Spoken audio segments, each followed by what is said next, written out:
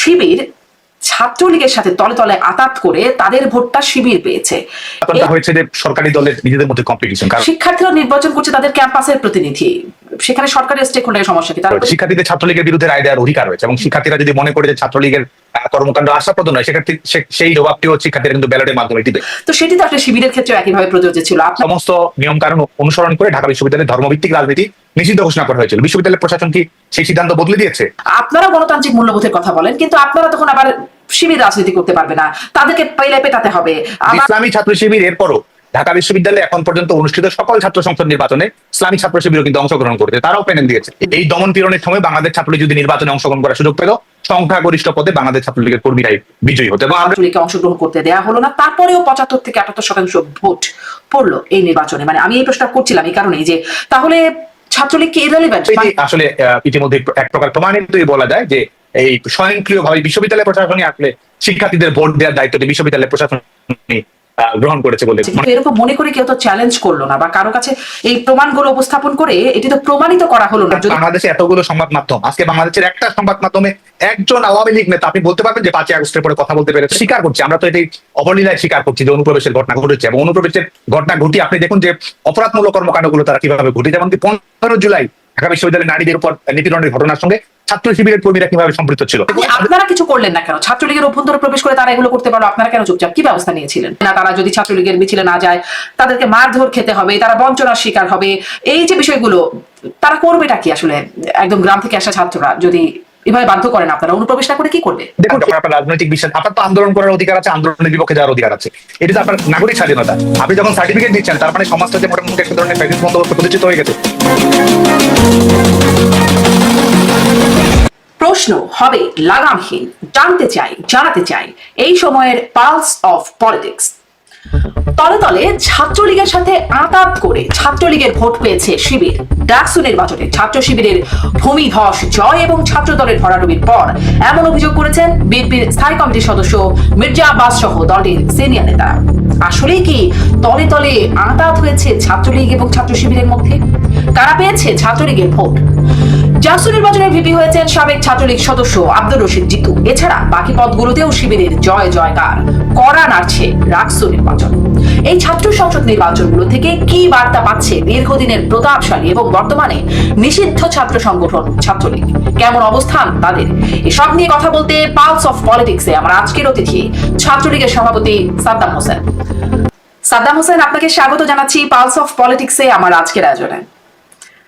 আমি খুব স্বাভাবিকভাবেই আপনার সাথে কথা বলতে চাই ডাকসু, তারপর জাকসু, এরপরে রাকসু নির্বাচন হতে যাচ্ছে। এই নির্বাচনগুলো, নির্বাচন ফলাফল, নির্বাচন একটু বিস্তারিত বিষয়ে কথা বলতে চাই। শুরু করব একটা অভিযোগ ডাকসু নির্বাচনের পরে বিশেষ করে যেটি এসেছে।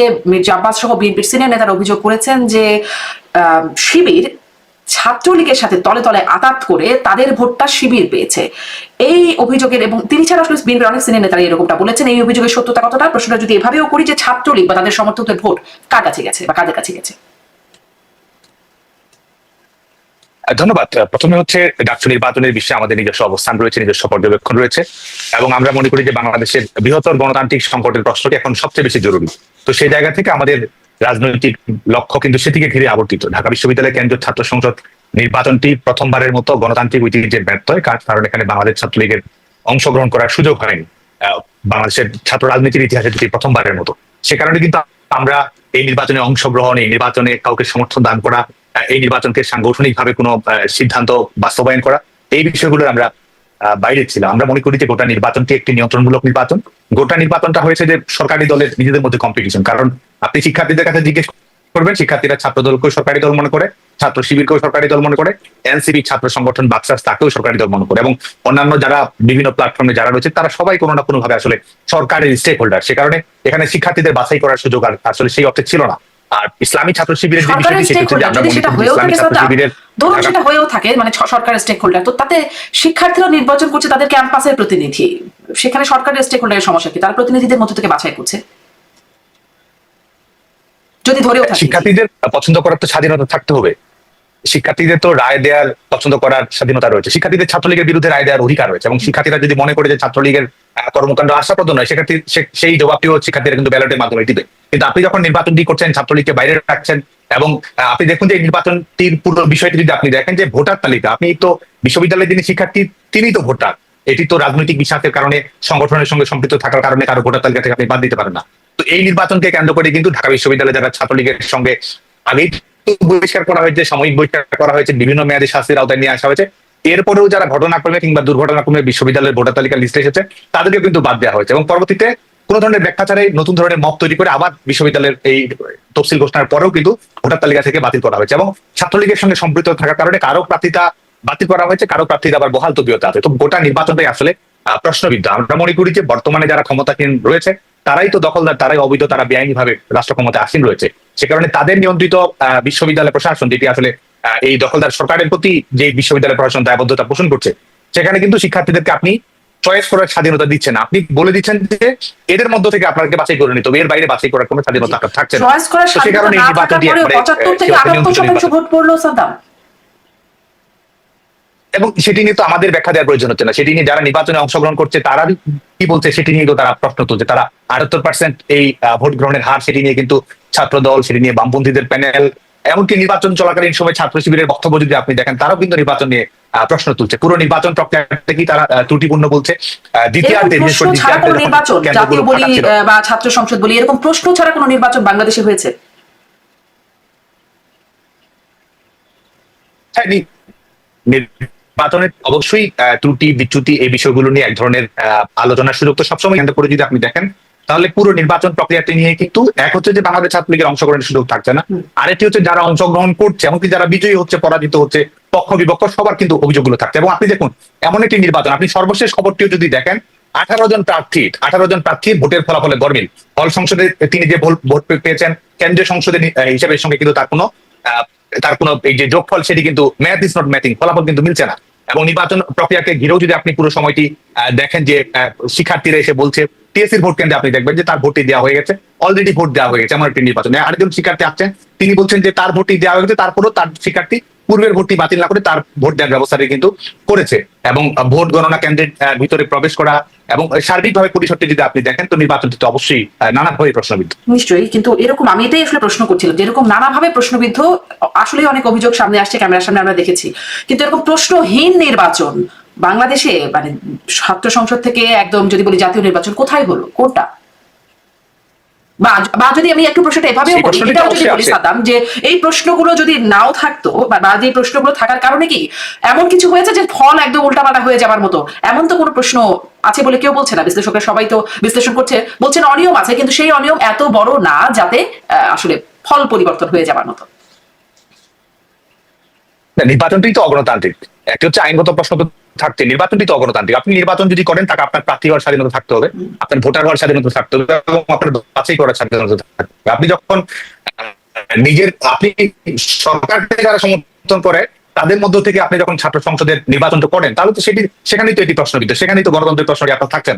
গণতন্ত্রে যদি আপনি মনে করেন যে শিক্ষার্থীরা বাছাই করবে, জবাব দেবে, রায় দেবে, পক্ষে বিপক্ষে রায় দেবে, নিরঙ্কুশ ভাবে কিংবা প্রত্যাখ্যান করবে, তো সেই সুযোগটি তো আপনি নির্বাচনের আগেই রাখছেন না। তো নির্বাচনের আগেই তো এটি প্রমাণিত হচ্ছে যে ফলাফলটা তাদের মধ্য থেকে বিজয়ী হয়ে আসছে, সেটি তো আগে থেকে আপনি নির্ধারণ করে দিয়েছেন। আরেকটি হচ্ছে যে আইনগত প্রশ্ন কিন্তু থাকছেই। আপনি এই নির্বাচনকে কেন্দ্র করে যদি দেখেন যে আইনগত প্রশ্ন, আপনি দেখুন যে আপনি বলছেন যে এটি বৈধতা কেউ দিচ্ছে কি দিচ্ছে না সেটা কাকে দেখছেন। এই নির্বাচনে বাংলাদেশ ছাত্রলীগের সঙ্গে সম্পৃক্ত থাকার কারণে আপনি কাউকে নির্বাচন করার সুযোগ দিয়েছেন, আবার বাংলাদেশ ছাত্রলীগের সঙ্গে সম্পৃক্ত থাকার কারণে আপনি কারো প্রার্থীতা বাতিল করে দিয়েছেন। এই নির্বাচন কমিশনই তো করেছে, ভোটার তালিকা থেকে আপনি বাদ দিয়েছেন। তো এই এবং আরেকটি বড় বিষয় যেটা আমি যেহেতু বিগত ডাকসু নির্বাচনে আমি নির্বাচিত হয়েছিলাম, ছাত্র প্রতিনিধি নির্বাচিত হয়েছিলাম, দেখুন যে বিশ্ববিদ্যালয় প্রশাসন এতটাই প্রশ্নমূলক সিদ্ধান্ত নিয়েছে। 2019 সালের 26 সেপ্টেম্বর ডাকসু ছাত্র প্রতিনিধিরা বিশ্ববিদ্যালয়ের আইনের অধীনে ঢাকা বিশ্ববিদ্যালয় আইন 1973 সমস্ত নিয়ম কানুন অনুসরণ করে ঢাকা বিশ্ববিদ্যালয়ে ধর্মভিত্তিক রাজনীতি নিষিদ্ধ ঘোষণা করা হয়েছিল। বিশ্ববিদ্যালয় প্রশাসন কি সেই সিদ্ধান্ত বদলে দিয়েছে? ঢাকা বিশ্ববিদ্যালয়ের ছাত্র সংসদের প্রেসিডেন্ট, বিশ্ববিদ্যালয়ের তৎকালীন যিনি উপাচার্য, তার অধীনে থেকে কিন্তু বিশ্ববিদ্যালয়ের নির্বাচিত ছাত্র প্রতিনিধি একটি সিদ্ধান্ত গ্রহণ করেছে। বিশ্ববিদ্যালয় প্রশাসন কি সেই সিদ্ধান্ত বাতিল করেছে? বিশ্ববিদ্যালয়ের প্রশাসন কি সেই সিদ্ধান্ত পরিমার্জন এডিট করেছে? সিদ্ধান্ত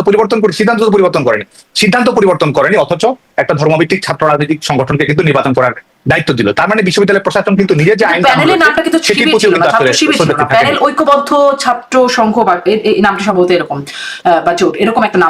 এটি প্যানেলের যে বিষয়টি থাকে যে ছাত্র সংগঠনগুলো নির্বাচন সামনে রেখে এটি প্যানেল অনুযায়ী নির্বাচন করতে হবে ছাত্র সংসদের আইন অনুযায়ী, তো সেটিও বলা দেওয়া নেই। এটি বিশ্ববিদ্যালয়টি প্রচলিত থাকা যে একটি ছাত্র সংগঠন যখন নির্বাচন করছে যাতে করে সাধারণ শিক্ষার্থীদের ইনক্লুশনটা নিশ্চিত করে দেয়, এটা দেখতে যেন আরো বেশি অন্তর্ভুক্তিমূলক দেখায়, শিক্ষার্থীদের প্রতিনিধিত্বমূলক দেখায়, যে কারণে এই নামগুলো দেওয়া হয়। এটির মানে এই নয় যে ছাত্র সংগঠনগুলো সমর্থন থাকছে না। সবাই জানে ছাত্র শিবিরের প্যানেল কোনটি, ছাত্র দলের প্যানেল কোনটি, বামপন্থীদের প্যানেল কোনটি, কিন্তু সবার সামনে আমাদেরকে আরেকটু স্পষ্ট করবেন, যারা হয়তো অনেকেই ভুলে গেছি বা স্মরণ করতে পারি না, যে 19 সালে আপনারা কিভাবে ধর্মভিত্তিক বা শিবিরকে কিভাবে রাজনীতির বাইরে রাখার সিদ্ধান্ত হলো, সেই এটা কি নিয়মটা কি হলো? দেখুন, একটি তো হচ্ছে পূর্ব থেকেই একটি সিদ্ধান্ত ছিল, যেটি রাজনৈতিক কিংবা বলতে পারেন যে সোশ্যাল কন্ট্রাক্ট, যেটি ঢাকা বিশ্ববিদ্যালয়ের পরিবেশ পরিষদ, যেটিও কিন্তু বিশ্ববিদ্যালয়ের একটি আইনানুগ বা শৃঙ্খলাগত কিংবা ছাত্র সংগঠনগুলোর মধ্যে এক ধরনের নিয়ম তৈরি করে দেওয়ার জন্য একটি একটি প্রাতিষ্ঠানিক একটি ফোরাম। সেখানে 90 দশকে ছাত্র শিবিরের রাজনীতি নিষিদ্ধ করার ব্যাপারে সকল ছাত্র সংগঠনের মত এটি হচ্ছে রাজনৈতিক দিক, একটা সামাজিক চুক্তি ছাত্র সংগঠনগুলো, বিশ্ববিদ্যালয় প্রশাসন এবং শিক্ষার্থীদের মধ্যকার চুক্তি। সেটির ব্যর্থতা বটেই, কারণ সেই সিদ্ধান্ত ছাত্র সংগঠনগুলো গ্রহণ করেন। আরেকটি হচ্ছে যে আপনি যেটি জানতে চাচ্ছেন, সেটি 2019 সালের 26 সেপ্টেম্বর বিশ্ববিদ্যালয়, হ্যাঁ অবশ্যই, ঢাকা বিশ্ববিদ্যালয়ের অভ্যন্তরে ধর্মভিত্তিক ছাত্র রাজনীতি বন্ধ করা হয়েছে। এই সিদ্ধান্ত তো আর বদল করা হয়, এটি ছাত্র শিবির সংগঠন হিসেবে কাউকে নিষিদ্ধ করা সেটি নয়, ধর্মভিত্তিক ছাত্র রাজনীতিকে বিশ্ববিদ্যালয়ের অভ্যন্তরে নিষিদ্ধ করা হয়েছে। এবং এটি বিশ্ববিদ্যালয়ের গৃহীত সিদ্ধান্ত, ছাত্র প্রতিনিধি এবং বিশ্ববিদ্যালয় প্রশাসনের মধ্যকার গৃহীত সিদ্ধান্ত। আপনি মনে করতে পারেন যে এই সিদ্ধান্তটি পরিবর্তন করা প্রয়োজন কিনা, সেটি আপনি অবশ্যই বিবেচনা করতে পারেন, কিন্তু সেই সিদ্ধান্ত পরিবর্তন করা হয়নি। সেই সিদ্ধান্ত পরিবর্তন না করি যখন আপনি নির্বাচনটি করেছেন, তো আইনগত প্রশ্ন তো ভবিষ্যতের জন্য অবশ্যই। শিবির তো আসলে ধর্মভিত্তিক, আমি একটু আর্গু করার জন্য বলছি, শিবির তো ধর্মভিত্তিক প্রচারণাও চালান। তাদের প্যানেলে মানে নন মুসলিম ছিলেন যারা, বা তাদের প্যানেলে আরো ডাইভার্সিটি ছিল, শুধু তো ধর্মভিত্তিক প্রচারণা তারা করেছেন, বিষয়টা এমন হয়নি এবার। দেখুন, ইসলামী ছাত্র শিবিরের যিনি সদস্য, এবং আপনি তার জানেন যে তাকে শপথ নিতে হয়, তাকে রীতিমতো সমস্ত ধরনের ধর্মীয় আনুষ্ঠানিকতা সম্পন্ন করে কিন্তু দায়িত্ব পালন করতে হয়। এবং তাদের দায়বদ্ধতা, আপনি যদি ইসলামী ছাত্র শিবিরের গঠনতন্ত্রটি দেখেন, তাদের দায়বদ্ধতা কিন্তু এক ধরনের ধর্মীয় সমাজ ব্যবস্থার জন্য, শরিয়া আইনের জন্য, এবং সেটি প্রতিষ্ঠা করার জন্য। এবং এটির কারণেই বিভিন্ন ধরনের কৌশল তারা গ্রহণ করে। তাদের কৌশল কোনটি, লক্ষ্য কোনটি, এটি কিন্তু সবার সামনেই পরিষ্কার। এবং তাদের যে রাজনৈতিক দর্শন রয়েছে, দৃষ্টিভঙ্গি রয়েছে, আজকে তারা নারী স্বাধীনতার কথা বলছে, নারী পোশাকের স্বাধীনতা নিয়ে তারা প্রশ্ন তুলছে না, কিংবা সফট টোনে তারা কথা বলছে, কিন্তু মূল লক্ষ্য তো তারা সেটি নয়। মূল লক্ষ্য হচ্ছে যে তারা আসলেই তারা ধর্মকে একটি সমাজ একটা চাপিয়ে দিতে চায় সমাজের উপরে, রাষ্ট্রের উপরে। এবং ধর্মকে তারা ব্যক্তিগত অধিকার, সেই জায়গা থেকে আমরা যেমন ধর্মের স্বাধীনতায় বিশ্বাস করি, সেই জায়গায় কিন্তু তারা দেখে না, বরং তারা মনে করে যে একটি ধর্মরাষ্ট্র প্রতিষ্ঠা করতে হবে। এবং আমাদের মানব রাষ্ট্র যে সংবিধান, আপনি দেখুন যে আমাদের সংবিধান তৈরি করেছে মানুষ, তৈরি করেছে আলাপ আলোচনার ভিত্তিতে, সেটি তৈরি করেছে। এবং সেই গণতান্ত্রিক বিধিবিধান কিন্তু তাদের মূল লক্ষ্য নয়। তারা তো তাদের আবারও সেই প্রশ্ন, গণতান্ত্রিক বিধিবিধান তাদের মূল লক্ষ্য না, কিন্তু গণতন্ত্রের কোন দলিল, শিবিরের দলিল। জি, আপনি বলছিলেন যে ছাত্রলীগকে মানে প্রার্থী হওয়ার সুযোগ দেয় নাই, মানে ছাত্র, এটা গণতান্ত্রিক না, আপনি এই প্রশ্ন করছিলেন এই নির্বাচন নিয়ে। এবং ছাত্রলীগকে প্রত্যাখ্যানের সুযোগও আসলে থাকার কথা ছাত্রদের, সেটি আপনি বলছিলেন যে তাহলে এটা গণতান্ত্রিক হতো। তো সেটি তো আসলে শিবিরের ক্ষেত্রে একইভাবে প্রযোজ্য ছিল। আপনারা কেন তাহলে তাদের বা ছাত্রদেরও সেই গণতান্ত্রিক অধিকারটা থেকে তাদেরকে বঞ্চিত করলেন? ছাত্রদের মধ্যে যে এখন অনেকেই আসলে শিবিরকে পছন্দ করছে, ভোট দিতে চাইছে বা চেয়েছিল হয়তো আগে, সেটা আপনাদের কারণে হয়ে উঠতে পারে নাই, তাই নয় কি? প্রতারণার বিষয়। আপনি একটি বিশ্বাস করেন একটি, বলবেন আরেকটি, আপনার মূল লক্ষ্য একটি, আপনি কৌশল হিসেবে বলছেন একটি, আপনি শিক্ষার্থীদের সামনে বিভ্রান্তি, আমি যেটি বিশ্বাস করি আমি শিক্ষার্থীদের সামনে সেটি উপস্থাপন করি, এটি তো আমাদের নৈতিক দায়িত্ব, আমার নাগরিক দায়িত্ব।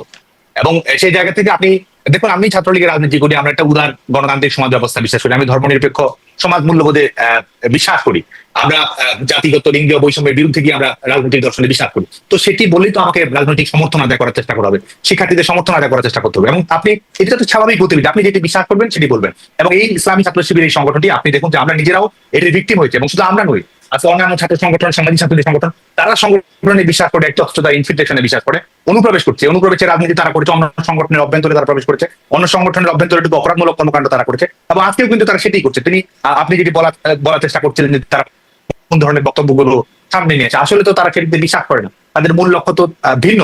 এবং আপনি তারা এই গণতান্ত্রিক মূল্যবোধ, নাগরিক অধিকার, সাংবিধানিক অধিকার, এসবও কিন্তু তারা বিশ্বাস করে। আপনাকে আমি প্রশ্নবিদ্ধ করি, যে জবাবটা আপনার কাছ থেকে, আপনাদের বিষয় নিয়ে বেশি জানতে চাই, যে আপনারা গণতান্ত্রিক মূল্যবোধের কথা বলেন, কিন্তু আপনারা তখন আবার শিবির রাজনীতি করতে পারবে না, তাদেরকে পেলে পেটাতে হবে। আবার ধরেন মানে তাদের ভোট করা তো দূরের কথা, মিছিলে জোর করে আসতে চাই বা না চাই জোর করে আনা হবে, এই বিষয়গুলো তো গণতান্ত্রিক মূল্যবোধের সাথে যায় না, তাই না? সেগুলো তো ছাত্রলীগের সাথে জড়িয়ে ছিল এই বিষয়গুলো। তাহলে আপনারাও বা মুখে এক বলেন বা কাজে অন্য করেন, তাই নয় কি? আপনারাও তো সেরকমই। না, একটি হচ্ছে যে পলিটিক্যাল স্ট্রাগল তো আমরা চালিয়ে যাই এবং আমরা সেই লড়াইটি ধর্মভিত্তিক সংগঠন হিসেবে, যুদ্ধাপরাধের দায় অভিযুক্ত সংগঠন হিসেবে, স্বাধীনতা বিরোধী সংগঠন হিসেবে রাজনৈতিক সংগ্রামটা আমরা চালিয়ে যাই। ইসলামী ছাত্র শিবির এরপরও ঢাকা বিশ্ববিদ্যালয়ে এখন পর্যন্ত অনুষ্ঠিত সকল ছাত্র সংসদ নির্বাচনে ইসলামী ছাত্র শিবিরও কিন্তু অংশগ্রহণ করেছে, তারাও প্যানেল দিয়েছে, তারাও প্রার্থী দিয়েছে, তারাও প্রচারণা চালিয়েছে। তো আমরা যেটি বলছি যে তাদের প্রতারণাগুলো তুলে ধরছে, কিন্তু এর পূর্বে অনুষ্ঠিত ছাত্র সংসদ নির্বাচনগুলোতেও কিন্তু তারা সক্রিয়ভাবে অংশগ্রহণ করেছে এবং বাংলাদেশ ছাত্রলীগ তার আদর্শিক অঙ্গীকারে জোরে শিক্ষার্থীদের শক্তির উপর ভর করে, সাংগঠনিক জনপ্রিয়তার উপর ভর করেই কিন্তু আমরা নির্বাচনগুলোতে তাদেরকে পরাজিত করতে পেরেছি। এবং আমরা আত্মবিশ্বাসের সঙ্গে বলছি যে বাংলাদেশ ছাত্রলীগ এই প্রতিকূল পরিস্থিতিতে, এই ঝঞ্ঝামুখর সময়ে, এই দমন পীড়নের সময় বাংলাদেশ ছাত্রলীগ যদি নির্বাচনে অংশগ্রহণ করার সুযোগ পেল, সংখ্যাগরিষ্ঠ পদে বাংলাদেশ ছাত্রলীগের কর্মীরাই বিজয়ী হতো এবং আমরা সংখ্যাগরিষ্ঠতা রাজনীতি, বিজয়ের রাজনীতি, গণতান্ত্রিক রায়ের মাধ্যমে তাদেরকে পরাজিত করতে পারতাম বলে আমরা দৃঢ়ভাবে বিশ্বাস করেন। সাদ্দাম, আপনি বলছিলেন যে আপনাদের কোনো নির্দেশনা ছিল না, যেহেতু আপনারা এটাতে অংশগ্রহণ করতে পারছেন না বা গণতান্ত্রিক হচ্ছে না, ছাত্রলীগের প্রতি বা সমর্থকদের প্রতি কোনো নির্দেশনা ছিল না, ছাত্রলীগকে অংশগ্রহণ করতে দেওয়া হলো না, তারপরেও 75 থেকে 78% ভোট পড়লো এই নির্বাচনে। মানে আমি এই প্রশ্নটা করছিলাম এই কারণেই যে তাহলে ছাত্রলীগ কি ইররিলেভেন্ট, মানে ছাত্রলীগ নাই কোথাও, তারপরে এত সংখ্যক ভোট পড়লো। এবং এটা বলা হচ্ছে যে স্মরণকালের 72 থেকে দেখছিলাম একটা বিশ্লেষণ, এমনকি আপনারা যে নির্বাচন করেছেন ডাকসু, তার চেয়ে বেশি ভোট আসলে এই নির্বাচনে পড়েছে, যেখানে ছাত্রলীগ নাই। তাহলে কি ছাত্রলীগ অপ্রাসঙ্গিক হয়ে যাচ্ছে? না, একটি হচ্ছে আপনি যে বললেন এর আগে বিএনপির একজন রাজনৈতিক নেতা, তার প্রসঙ্গ ধরে যদি বলেন, আপনি যদি দেখেন যে আমি ভোটের পরিসংখ্যান ধরেই যদি তার কথার ব্যাখ্যা করি বা যুক্তি তুলে ধরি, আপনি দেখবেন যে জগন্নাথ হল, যেটি আমাদের বাংলাদেশ ছাত্রলীগের রাজনৈতিক অঙ্গীকারের জন্য একটি শক্তিশালী আমরা একটা হলই বলবো, একটা শক্তিশালী সংগঠন ইউনিট, সেখান থেকে আপনি তাদের যে প্রহসনের নির্বাচন, তাদের যে নিয়ন্ত্রণমূলক নির্বাচন, তাদের যে পূর্ব নির্ধারিত ফলাফলের নির্বাচন, সেখানেও কিন্তু ছাত্র দলের ভিপি প্রার্থী সবচেয়ে বেশি ভোট পেয়েছেন। সেখানে জিএস পদের ছাত্র ইউনিয়নের বেশি সংখ্যক ভোট পেয়েছেন জিএস পদপ্রার্থী। তো বাংলাদেশ ছাত্রলীগ যদি প্রভাব বিস্তার করার চেষ্টা করতো, বাংলাদেশ ছাত্রলীগ যদি ভোটের ফলাফলটিকে প্রভাবিত করার চেষ্টা করতে চাইতো, তাহলে বাংলাদেশ এই জগন্নাথ হলই তার সবচেয়ে বড় প্রমাণ যে বাংলাদেশ ছাত্রলীগ এই নির্বাচনের সাংগঠনিক ভাবে কোনো ধরনের সংশ্লেষণ, কোনো ধরনের সম্পৃক্ততা রাখতে চায়নি এই নির্বাচনটিকে। আর আপনি যেটি বলছেন সেটি হচ্ছে যে 78% এই যে ভোট গ্রহণ, এটি নিয়ে কিন্তু ইতিমধ্যেই নানা ধরনের প্রশ্ন আসছে এবং এটি আজকে দেখুন ঢাকা বিশ্ববিদ্যালয়ের সর্বশেষ নির্বাচনে আপনি দেখবেন যে 18টি কেন্দ্র ছিল, এই নির্বাচনে ভোট কেন্দ্র হচ্ছে 8টি। আপনি দেখবেন যে ভোটের সময়সীমা গতবারে আমাদের মনে আছে এবং এবারে আপনি যদি পত্রিকাগুলোর প্রতিবেদন দেখেন, দুপুরের পরে ঢাকা বিশ্ববিদ্যালয়ের ভোট কেন্দ্রগুলোতে কিন্তু শিক্ষার্থীর সংখ্যা উপস্থিতি সেই অর্থে ছিল না, কিন্তু তারপরে কিন্তু ভোটের সংখ্যাটি 78% হয়েছে। আপনি যদি জাকসুর ইলেকশনের সঙ্গে যদি দেখেন, সেখানে 11-12 হাজার ভোটার, ঢাকা বিশ্ববিদ্যালয়ে 39,000 ভোটার, সেখানে কিন্তু বেশিরভাগ শিক্ষার্থী সেখানে আবাসিক রয়েছে, সেখানে বুথের সংখ্যা বেশি, সেখানে কেন্দ্রের সংখ্যা বেশি এবং শুধু তাই নয়, সেখানে আপনার 2 ঘন্টা 5টা থেকে সময়সীমা 7টা পর্যন্ত নিয়ে যাওয়া হয়েছে, তারপরেও কিন্তু সেখানে ভোটের পরিমাণ আপনি দেখবেন যে 67% দেখানো হয়েছে, অথচ ঢাকা বিশ্ববিদ্যালয় সেখানে 78%-এ পরিণত হয়েছে। এবং আজকেও যদি আপনি কিছুক্ষণের আগে পরিসংখ্যান দেখেন, তাহলে এটি মনে করার যথেষ্ট কারণ রয়েছে, যেহেতু আপনি ঢাকা এবং আরেকটি তথ্য আপনি যদি দেখেন, ঢাকা বিশ্ববিদ্যালয়ে আবাসিক শিক্ষার্থী এবং অনাবাসিক শিক্ষার্থী, এটি কিন্তু পার্থক্যটা এখন ইতিমধ্যে অনাবাসিক শিক্ষার্থীর সংখ্যাটা বেড়ে গেছে। দুপুরের পর থেকে যেখানে শিক্ষার্থীর সংখ্যা যথেষ্ট সংখ্যক ছিল না, সেখানে 78% ভোট নিয়ে কিন্তু স্বাভাবিকভাবে একটি প্রশ্ন রয়েছে এবং হল সংসদ, কেন্দ্রীয় সংসদের নির্বাচনের ফলাফলে যে তারতম্যটি দেখা গেছে, তো এটি আসলে ইতিমধ্যে এক প্রকার প্রমাণিতই বলা যায় যে এই স্বয়ংক্রিয়ভাবে বিশ্ববিদ্যালয় প্রশাসনই আসলে শিক্ষার্থীদের ভোট দেওয়ার দায়িত্বটি বিশ্ববিদ্যালয় প্রশাসন গ্রহণ করেছে বলে মনে করা যথেষ্ট কারণ আছে। আপনারা বলছেন মনে করা যথেষ্ট কারণ আছে, কিন্তু এরকম মনে করে কেউ তো চ্যালেঞ্জ করলো না বা কারো কাছে এই প্রমাণগুলো উপস্থাপন করে এটি তো প্রমাণিত করা হলো না। যদি তাই হয়ে থাকে, যারা হারলেন তারা কেন এটি প্রমাণ করলেন না? অভিযোগ উপস্থাপন করেছেন, আপনার সাথে আমি একমত, দেখেছি আমরা গণমাধ্যমে সেটি, কিন্তু কেউ তো প্রমাণ করলেন না যে এরকম। এবং শিবিরের প্যানেল থেকে যারা জয়ী হয়েছেন, আমার এই অনুষ্ঠানে কথা বলছেন, আমি এই প্রশ্ন করছিলাম যে এমন অভিযোগ করেছেন যারা পরাজিত হয়েছেন, তিনিও ঠিক একই উত্তর আমাকে দিচ্ছিলেন যে কেউ তো প্রমাণ নিয়ে হাজির হলেন না, কেউ প্রমাণ করুক তারপরে আমরা মেনে নেব। সেটি তো কোনো প্রমাণিত হলো না। সাদ্দাম, দেখুন, এই সরকার 5ই আগস্টের পর থেকে ক্ষমতায় রয়েছে, এই সরকার তো অসাংবিধানিক ভাবে ক্ষমতায় আছে, এই সরকার তো সাংবিধানিক কোনো আইন, জনগণের ম্যান্ডেট, কোনো ধরনের বৈধতা, কোনো ধরনের রাজনৈতিক সমঝোতার ভিত্তিতে তো এই সরকার ক্ষমতায় আসেনি। এই সরকার তারপরে তারা ক্ষমতায় আছে, তার মানে এই নয় যে এই সময়টুকু তার বৈধ হয়ে গেল। সামরিক স্বৈরশাসকেরা ক্ষমতায় ছিল, দশকের পর অধিক সময় ধরে তারা ক্ষমতায় ছিল, তার অর্থ এটি নয় যে তারা তাদের ক্ষমতা গ্রহণটি বৈধ হয়ে গেল, তাদের প্রক্রিয়াটি বৈধ হয়ে গেল, তাদের যে প্রহসনের নির্বাচন তারা দেখা যাচ্ছে মঞ্চস্থ করছে, সেটি বৈধতা অর্জন করে যাচ্ছে। আমরা মনে করি যে যেহেতু রাষ্ট্রযন্ত্রকেই তারা দখল করে নিয়েছে, রাষ্ট্রযন্ত্রকেই তারা ব্যবহার করছে, বিশ্ববিদ্যালয়ের প্রশাসনগুলোকে তারা সেটি ব্যবহার করছে এবং সেটি চাপিয়ে দেওয়ার চেষ্টা করছে, তো এক ধরনের দমনমূলক পরিবেশের মধ্যে আপনার যখন কথা বলারই কোনো স্বাধীনতা নেই। আজকে বাংলাদেশের অভ্যন্তরে সরকারের একজন যদি করে টক শোতে অংশগ্রহণ করে, লাইভে প্রোগ্রাম করার কথা, বিরোধী মতের কোনো ঠাই দিচ্ছে না বাংলাদেশে। আপনার একমাত্র আপনি যদি সরকারকে সমর্থন করতে পারেন, সেটি যদি আপনি প্রমাণ করতে পারেন, তারপরে আপনার টুকটাক সমালোচনা, টুকটাক বিরোধিতা, টুকটাক অভিযোগ উত্থাপন করার স্বাধীনতা থাকছে। তো আপনি তো বিরোধী মতের কোনো ধরনের স্পেস দিচ্ছেন না, প্রমাণ উত্থাপন করার মতো কোনো পরিবেশ দিচ্ছেন। তো সেটি তো আসলে প্রমাণিত। তারা আজকে সমস্ত কিছু দখলে রেখে, সমস্ত কিছু কবজায় রেখে এবং দমন পীড়নের স্টিমরোলার চালিয়ে আবার তারাই বলবে যে প্রমাণের দায়িত্বভার অন্যদেরকে গ্রহণ করতে হবে। তাহলে আসলে আমি মনে করি সেটি সুবিবেচনা করার কোনো বিষয় নয়। জি, এই যে প্রহসন করে ক্ষমতা দখল করে রাখার কথা বলছেন, এই ঠিক আমি মনে হচ্ছিল যে এই কথাগুলো একই রকম ভাবে আগে শুনতাম যখন আওয়ামী লীগ ক্ষমতায় ছিল, এবং তখন বলা হতো প্রহসনের নির্বাচন করে আওয়ামী লীগ ক্ষমতা দখল করে রেখেছে, একবার না দুইবার না, মানে একাধিকবার এভাবে চলে যাচ্ছিল, এবং সামনে আরো কতদিন থাকতো সেটিরও কোনো ইয়েটা ছিল না। এই একই রকম অভিযোগগুলো কিন্তু যখন আওয়ামী লীগ ক্ষমতায় ছিল ঠিক একই কথা, আপনিও নিশ্চয়ই শুনেছেন সাদ্দাম। না, দেখুন, সুস্পষ্টভাবে পার্থক্য রয়েছে। কারণ আপনি গণতান্ত্রিক পথ পরিক্রমায় ত্রুটি বিচ্যুতি নেই সেটা আমি বলবো না। সরকারের হোক, রাজনৈতিক দলের হোক, আমাদের হোক, ছাত্র সংগঠনের যে হোক, অবশ্যই সীমাবদ্ধতা আছে, অবশ্যই ত্রুটি বিচ্যুতি আছে, অবশ্যই পারফরমেন্স নিয়ে আসার জায়গা রয়েছে, অর্জনের জায়গা রয়েছে, আবার মানুষের কষ্টেরও হয়তো জায়গা থাকতে পারে। কিন্তু আপনি দেখুন যে আপনি যদি পার্থক্যটা করেন অন্যান্য সময়ের সঙ্গে, নির্বাচনটি উন্মুক্ত ছিল কিনা, নির্বাচনের সুযোগটি সবার জন্য উন্মুক্ত ছিল কিনা, সবসময় ছিল। সেটি বিএনপি নির্বাচনে কখনো অংশগ্রহণ করেছে, কখনো করেনি, এটি রাজনৈতিক সিদ্ধান্তের বিষয়। আজকে কিন্তু আওয়ামী লীগকে নিষিদ্ধ করা হয়েছে। আপনি কিন্তু আওয়ামী লীগকে নির্বাচনের আগে আপনার নির্বাচনে অংশগ্রহণ করার সুযোগটি আপনি বন্ধ রেখেছেন। ঠিক এই মুহূর্তে কারাবন্দী সংসদ সদস্যের সংখ্যা শতাধিক। আপনি যদি দেখেন বাংলাদেশের এমনকি আইন করে বলে দেওয়া হয়েছে, আপনি দেখুন যে আপনি নিজেই সংবাদ মাধ্যমের সঙ্গে সম্পৃক্ত আছেন, আপনার নিজের সংবাদ মাধ্যমেই আমাদের আওয়ামী লীগ হোক, অন্যান্য রাজনৈতিক দল হোক, কত মানুষ এসে কত কথা বলে গেছে। আজকে বাংলাদেশে এতগুলো সংবাদ মাধ্যম, আজকে বাংলাদেশের একটা সংবাদ মাধ্যমে একজন আওয়ামী লীগ নেতা আপনি বলতে পারবেন যে 5ই আগস্টের পরে কথা বলতে পেরেছে, অথচ আপনার কর্মসূচিতে, আপনার প্রোগ্রামে কতজন এসেছে। আজকে আপনি আইন করে বলে দিয়েছেন সন্ত্রাস বিরোধী আইন অনুযায়ী, এমন কিছু তো আমরা নয়, আমরা যারা রাজনৈতিক কর্মী, আপনি যদি আওয়ামী লীগের পক্ষে যায় কিংবা এই আওয়ামী লীগের পক্ষে কোনোভাবে যে আপনি যদি সংবাদ করেন, আপনি যদি লেখেন সন্ত্রাস বিরোধী আইন অনুযায়ী, আপনিও কিন্তু একজন সন্ত্রাসী। আপনার নামও কিন্তু যাত্রাবাড়ি থানায় মামলাটা হওয়ার সুযোগটা কিন্তু থাকছে। এবং যারা টুকটাক এর মধ্যে 2-3 জন কথা বলছে, কথা বলার পরে দিন কারাবন্দী হতে হচ্ছে। প্রেস, ঢাকা রিপোর্টার যে তিনি কথা বলতে গেছেন, তারা তো আওয়ামী লীগ করেন না, তারা সিভিল সোসাইটির অংশ, তারা ন্যূনতম কথা বলতে এবং সত্যি কথা বলার সুযোগ পায়নি, অনুষ্ঠানটি আয়োজন করার চেষ্টা করেছে, তাদেরকেও কিন্তু কারাগারে যেতে হয়েছে। 4 লাখ নেতাকর্মী এই বিগত 12 মাস সময়ের মধ্যে তারা কারাবন্দী হয়েছে। তো পার্থক্যটি কিন্তু সুস্পষ্ট। এবং এই মবের কারণে হস্তক্ষেপ হচ্ছে। কিন্তু সাদ্দাম, মানে আপনাদের সময় কেন কিশোর মোশতাকদের কথা তো আমরা ভুলে যাই নাই, যে একটা কার্টুন এঁকেছেন, একটু লিখেছেন, তাদেরকে জামিন না দিয়ে একজন তো মারাই গেলেন জেলখানায়, জামিন না পেতে পেতে, মানে আবেদন করতে করতে 7বার বা 8বার জামিনের আবেদন। দেখুন জি, আমি যে উদাহরণগুলো তুলে ধরলাম এটি কিন্তু পার্থক্যগুলো তুলে ধরার জন্য, যে বর্তমানে এটি ছিল এবং 2008 থেকে 2024 সালের বাস্তবতা এটি ছিল, 2024 সালের 5ই আগস্ট পরবর্তী বাস্তবতা এই সুযোগগুলো নেই। এর বাইরে ব্যত্যয় ঘটেনি, আইনের অপপ্রয়োগ ঘটেনি, রাজনৈতিকভাবে অনেক সময় আমরা সঠিক সিদ্ধান্ত প্রয়োগ করতে পারেনি, সেটি কিন্তু আমি বলিনি, অবশ্যই সেটি ঘটেছে, সেই জায়গায় সেই সীমাবদ্ধতা অবশ্যই রয়েছে। কিন্তু যদি আপনি দেখেন যে বর্তমান সার্বিকভাবে রাষ্ট্র ব্যবস্থা একটা ফ্যাসিস্ট রাষ্ট্র ব্যবস্থায় পরিণত হয়েছে, এক ধরনের ফ্যাসিবাদী বন্দোবস্ত তারা গ্রহণ করেছে, যেখানে আপনার এই কোনো কিছু করার স্বাধীনতা আপনার থাকছে না।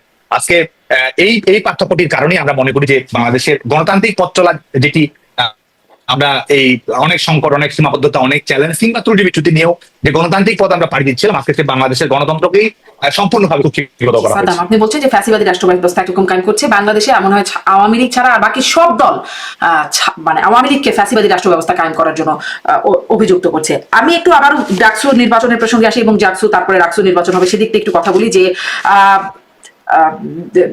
শিবিরের আপনাদের মানে ছাত্রলীগের মধ্যে গুপ্ত থাকার যে অভিযোগটা, সেটি এখন আবার খুব জোরে সরে উচ্চারিত হচ্ছে।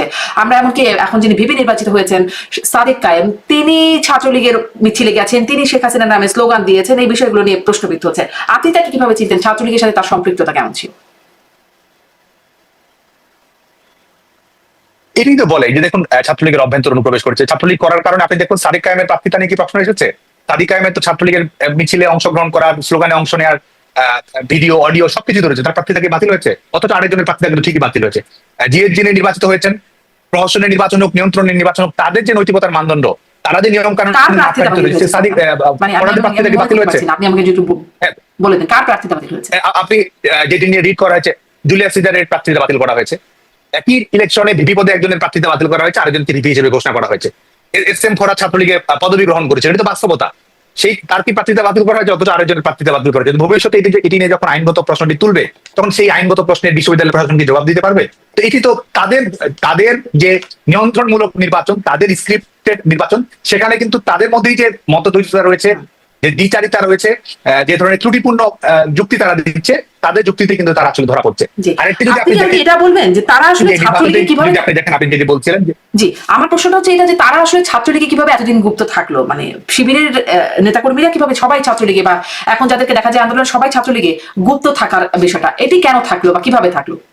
আপনারা মানে জোর করে ভেড়াতেন বলে সবাইকে ভিড়তে হয়েছে বিষয়টা এমন?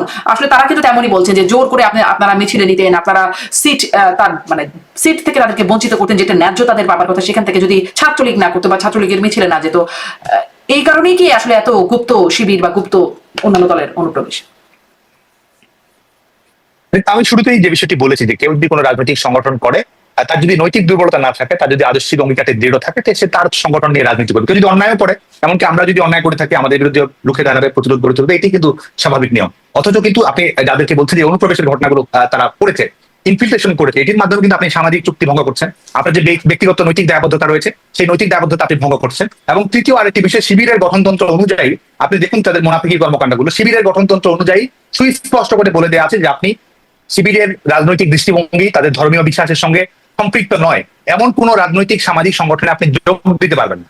অথচ তারা বাংলাদেশ ছাত্রলীগ অবশ্যই ছাত্র শিবিরের দৃষ্টিভঙ্গি তার সম্পূর্ণ বিপরীত দৃষ্টিভঙ্গি রাজনীতিতে বিশ্বাস করে, অথচ তারা কিন্তু তাদের যে দেয়া কথা সেটির লঙ্ঘন ঘটিয়ে কিন্তু তারা এই বাংলাদেশ ছাত্রলীগ সহ এবং জাতীয়তাবাদী ছাত্র দলেও আমি বিশ্বাস করি, বামপন্থী সংগঠন, সামাজিক সাংস্কৃতিক সংগঠনগুলোতে তারা যোগ দিয়েছে। তার মানে তাদের নৈতিক ভিত্তিটি দুর্বল, তার মানে তারা প্রতারণের আশ্রয় গ্রহণ করছে, তার মানে তারা ছদ্মবেশটা ধারণ করছে। এবং আমরা তো স্বীকার করছি, আমরা তো এটি অবলীলায় স্বীকার করছি যে অনুপ্রবেশের ঘটনা ঘটেছে, এবং অনুপ্রবেশের ঘটনা ঘটিয়ে আপনি দেখুন যে অপরাধমূলক কর্মকাণ্ডগুলো তারা কিভাবে ঘটেছে। যেমনকি 15 জুলাই ঢাকা বিশ্ববিদ্যালয়ের নারীদের উপর নিপীড়নের ঘটনার সঙ্গে ছাত্র শিবিরের কর্মীরা কিভাবে সম্পৃক্ত ছিল, যে গেস্ট রুম নির্যাতন, গণরুম নিপীড়নের ঘটনার কথা বলা হয়, আজকে তারাই কিন্তু বলেছে নির্বাচনকে কেন করে আপনি নিজেও সম্ভবত দেখেছেন যে তারা সুস্পষ্ট প্রমাণ সহ বলেছে যে ছাত্র শিবিরের কর্মীরা ছাত্রলীগের অভ্যন্তরে প্রবেশ করে অপরাধমূলক কর্মকাণ্ডগুলো ঘটিয়েছে। আপনারা কিছু করলেন না কেন? ছাত্রলীগের অভ্যন্তরে প্রবেশ করে তারা এগুলো করতে পারলো, আপনারা কেন চুপচাপ? কি ব্যবস্থা নিয়েছিলেন? দেখুন এই দায় তো আমরা স্বীকার করছি, এই জায়গায় অবশ্যই আমাদের সাংগঠনিক দুর্বলতা ছিল, এই জায়গায় অবশ্যই আমাদের ত্রুটি বিচ্যুতি অবশ্যই হয়েছে। এবং শুধু আমাদের নয়, আমরা তো মনে করি যে ছাত্র শিবিরের এই যে রাজনৈতিক এই যে কৌশল দৃষ্টিভঙ্গি, সেটি হচ্ছে যে তারা ইনফিলট্রেশন করা, অন্য সংগঠন অনুপ্রবেশ করা, শুধুমাত্র ছাত্রলীগ নয়, বামপন্থী সংগঠন, ছাত্রদল, সামাজিক সাংস্কৃতিক সংগঠনগুলোর অভ্যন্তরে অনুপ্রবেশ করে অন্তর্ঘাতমূলক কর্মকাণ্ড করা, অন্য সংগঠনগুলোকে শিক্ষার্থীদের কাছে অজনপ্রিয় করে তোলা, আক্রমণাত্মক ভূমিকা অবতীর্ণ হওয়া এবং সেটির মাধ্যমে দায়ভার সেই সংগঠনের উপর চাপিয়ে দেওয়া। এটি প্রমাণ করে যে তারা যে ধরনের প্রতারণাপূর্ণ, সততাপূর্ণ এবং যে ধর্মীয় জায়গা থেকে যে নৈতিকতা জায়গা আছে, সেই নৈতিকতার বালাই না করে কিন্তু তারা রাজনীতিটা করে গেছে। এবং সেটি আপনারা তাদের নৈতিকতা নিয়ে প্রশ্ন করছেন, আপনাদের নৈতিক অবস্থান কি ছিল, কিভাবে এই অনুপ্রবেশ গুলো করলো? আপনাদের কি কোনো যাচাই বাছাই প্রক্রিয়া ছিল না? সেটা তো বাদ দিলাম, আসলে যে অনুপ্রবেশ কিভাবে হলো সেই ব্যাখ্যা যখন জানতে চাই, জানা যায় যে যেটি আমি বলছিলাম যে সিট পাবে না তারা যদি ছাত্রলীগের মিছিলে না যায়, তাদেরকে মারধর খেতে হবে, তারা বঞ্চনার শিকার হবে। এই যে বিষয়গুলো তারা করবেটা কি আসলে? একদম গ্রাম থেকে আসা ছাত্ররা যদি এভাবে বাধ্য করেন, আপনারা অনুপ্রবেশ না করে কি করবে? দেখুন সিটের বিষয়টি তো বিশ্ববিদ্যালয় প্রশাসনের বিষয়, এটি একটি। আরেকটি দিক হচ্ছে যাদেরকে আপনি কথা বলছেন, এমনকি যারা এই এবারে নির্বাচনে অংশগ্রহণ করেছে, ছাত্র শিবিরের নেতৃত্ব অপরাপর, সবাই কিন্তু বিশ্ববিদ্যালয়ের নির্বিঘ্ন হলে থেকেছে। আপনি যদি এনসিপির যারা ছাত্র নেতৃবৃন্দ দেখেন, এনসিপি থেকে যারা জাতীয় তাদের মূল সংগঠন গড়ে উঠেছে, তারা সবাই হলে ছিল, তারা সবাই স্বাভাবিক শিক্ষা কার্যক্রম পরিচালনা করেছে, এমনকি বিশ্ববিদ্যালয়ের অভ্যন্তরে তারা রাজনৈতিক কর্মকাণ্ড পরিচালনা করেছে। আপনি আমাদেরকে বলছেন অগণতান্ত্রিক, আপনি আমাদেরকে বলছেন যে আমরা অন্যদেরকে সুযোগ দেয়নি। বাংলাদেশ ছাত্রলীগ, আমি বাংলাদেশ ছাত্রলীগের সভাপতি হিসেবে রাজনৈতিক কর্মকাণ্ড পরিচালনা করেছি। আজকে যারা উপদেষ্টা পরিষদে আছে তারাও তো ঢাকা বিশ্ববিদ্যালয় ক্যাম্পাসে আমাদের বিরুদ্ধে কর্মসূচি দিয়েছে, আওয়ামী লীগ সরকারের বিরুদ্ধে কর্মসূচি দিয়েছে, অবস্থান কর্মসূচি দিয়েছে। বাংলাদেশ ছাত্রলীগের তো সেই সুযোগ নেই। কারো একাডেমিক জীবন কি ক্ষতিগ্রস্ত হয়েছে? আপনি আজকে আমি ওপেন চ্যালেঞ্জ দিয়ে বলতে পারি, আজকে যিনি ভিপি নির্বাচিত হয়েছেন, জিএস নির্বাচিত হয়েছেন, অন্যান্য দলের হয়ে ভিপি পদে নির্বাচিত করেছেন, কারো একাডেমিক জীবন ক্ষতিগ্রস্ত হয়েছে, কারো সার্টিফিকেট বাতিল হয়েছে, কারো একদিনের জন্য না। অনেকেই অনুপ্রবেশ করেছেন, অনেকে অনুপ্রবেশ করেননি, অনেকেই তো অন্যান্য সংগঠন করেছেন, গণতান্ত্রিক ছাত্র শক্তি করেছেন, জাতীয়তাবাদী ছাত্রদল করেছেন, বামপন্থী সংগঠনগুলো করেছেন। আপনি যার নামে বলুন না কেন, ঢাকা বিশ্ববিদ্যালয়ে কারো একাডেমিক জীবন, কারো রাজনৈতিক জীবন, কারো সামাজিক জীবন ক্ষতিগ্রস্ত হয়নি। গণতান্ত্রিক ক্যাম্পাস হিসেবে ত্রুটি বিচ্যুতি আছে এবং এই জায়গা থেকে আমাদেরও দায় এড়ানোর কোনো সুযোগ নেই। অবশ্যই আমাদের দায় রয়েছে, সেটা আমি নির্বিঘ্নে স্বীকার করছি। কিন্তু আপনি যদি পার্থক্যটা দেখেন, আজকের বাস্তবতা, আজকে ঢাকা বিশ্ববিদ্যালয়ে 2019 সালে নির্বাচন অনুষ্ঠিত হয়েছে, কার প্রার্থীরা করার সুযোগ ছিল না, কে নির্বাচনে অংশগ্রহণ করার সুযোগ পায়নি, কে ক্যাম্পেইন করেনি, কার ভোটার তালিকা থেকে নাম বাদ গেছে, প্রত্যেকটি ক্ষেত্রে সবার জন্য সেটা উন্মুক্ত ছিল। অথচ আজকে 2025 সালের ঘটনা তো ঘটেছে সম্পূর্ণ উল্টো। এবং আরেকটি যদি জিনিস দেখেন, তাদের নিয়ন্ত্রিত এই প্রহসনমূলক নির্বাচনের মধ্যে ফলাফলটা যদি আপনি দেখেন, যে এই জুলাই আগস্ট আন্দোলনে আমরা যেটি বলেছি যে এটির সঙ্গে আমাদের মিসম্যানেজমেন্ট, মিসহ্যান্ডেল, সেটি নিয়ে আমি স্বীকার করি। কিন্তু একই সঙ্গে আপনি যদি দেখেন যে আমরা বলেছি যে আন্দোলনের সঙ্গে জঙ্গিবাদী সত্যগুলো সম্পৃক্ত রয়েছে। আমরা সুস্পষ্টভাবে বলেছি জামাত শিবির এটির সঙ্গে সম্পৃক্ত রয়েছে। আমরা কিন্তু সে সময় এটি বলেছি যে এটি রিমোট কন্ট্রোলটা করছে তারা। আজকে এই ফলাফলগুলো যদি আপনি দেখেন, ডাকসু যে আন্দোলনের পেছনের মূল শক্তি যে ছিল এই জামাত শিবির, এটি কিন্তু আজকে প্রমাণিত হচ্ছে। ছাত্র সংসদ নির্বাচনের মাধ্যমে প্রমাণিত হচ্ছে, তাদের জবানবন্দিতে প্রমাণিত হচ্ছে, এটি কিন্তু প্রমাণিত হচ্ছে। আরেকটি হচ্ছে এই আন্দোলনের মূল স্টেক হোল্ডার বলে যারা দাবি করে এনসিপি বাসাস যে সংগঠনটি গড়ে তারা নেতৃত্ব দিয়েছে, তারা আওয়ামী লীগের বিরুদ্ধে আন্দোলন করে সরকার পরিবর্তন ঘটিয়েছে। আজকে যদি তাদের নিয়ন্ত্রিত ফলাফল দেখেন, বিশ্ববিদ্যালয়ের শিক্ষার্থীরা আজকে তাদের নিয়ন্ত্রিত ফলাফল, তাদের নিয়ন্ত্রিত নির্বাচনের ফলাফল যদি আমি বিশ্লেষণ করি, বিশ্ববিদ্যালয়ের শিক্ষার্থীদেরকে প্রত্যাখ্যান করে, এমনকি 1000 শিক্ষার্থীর সমর্থনও কিন্তু তারা আদায় করতে পারেনি। ছাত্রদের কিন্তু শোচনীয় পরাজয়ের শিকার হয়েছে। এটির মাধ্যমে প্রমাণিত হয় যে তারা, যারা আজকে রাষ্ট্রীয় ক্ষমতার দাবিদার, যারা আজকে সংবিধান, সেকেন্ড রিপাবলিক, জনগণের ম্যান্ডেট পেয়েছে দাবি করে, তাদেরও যে জনগণের ম্যান্ডেট নেই, তাদের নিয়ন্ত্রিত প্রমাণ করে তাদের জনগণের ম্যান্ডেট নেই, পক্ষান্তরে এটিও প্রমাণ করে তাহলে আমার শিবিরেরই জনগণের মানে ম্যান্ডেট আছে, কারণ তারা তো আবার ভূমিধর জয় পাচ্ছে ডাকসুতে। আপনি যেহেতু বলছিলেন যে তারা পারে নাই, অতএব তাদের যে জনপ্রিয়তা নেই বা ম্যান্ডেট নেই সেটি প্রমাণিত হয়েছে, তাহলে শিবিরের এই জয় জয়কা তাদেরও ম্যান্ডেট প্রমাণ করছে কিনা, এটি প্রশ্ন। এটি আমি কিন্তু এটি রেখেই বলছি যে তাদের নিয়ন্ত্রিত নির্বাচন, প্রহসনমূলক নির্বাচন, এই মানদণ্ডগুলো অক্ষুণ্ণ রেখে আমি কথাগুলো বলছি।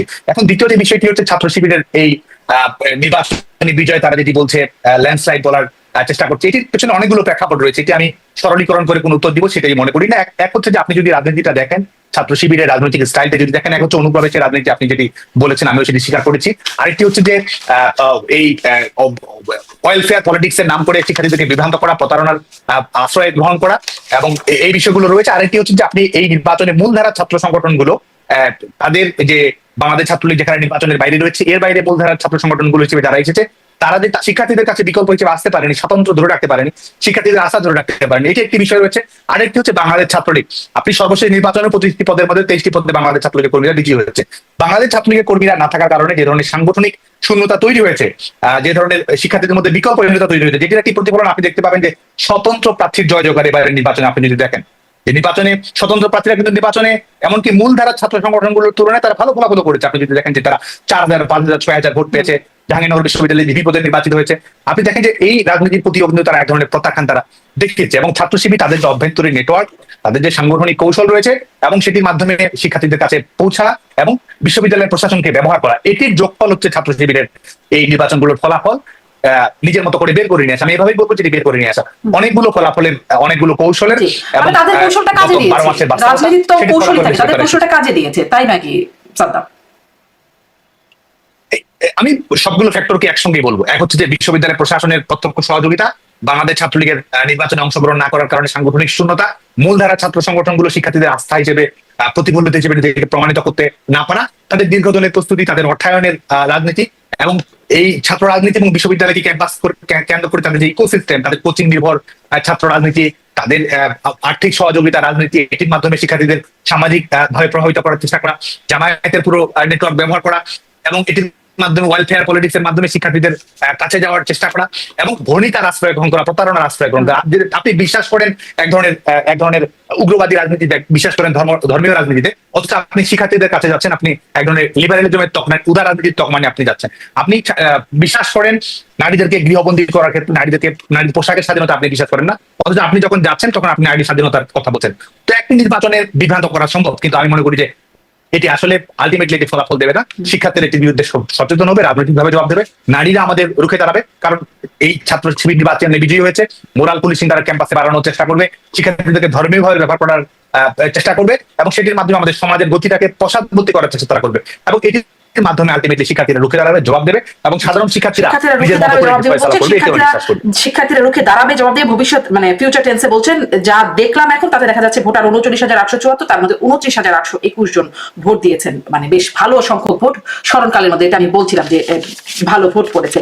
একটু আসি যে জাকসু নির্বাচনে যিনি নির্বাচিত হলেন বিপি, তাছাড়া আবার বাকি সব প্যানেলে শিবিরের জয় জয়কার, হয়তো কিছু একটা স্বতন্ত্র, আর বাকি সবে শিবিরের জয় জয়কার। জিতু হলেন বিপি, তিনি সাবেক ছাত্রলীগের, এবং তিনি গণ অভ্যুত্থানের সময় ছাত্রলীগ ছেড়ে এসেছে, ছাত্রলীগের মারও খেয়েছেন তিনি। তার সাথে কি এখন আপনাদের যোগাযোগ আছে ছাত্রলীগ হিসেবে?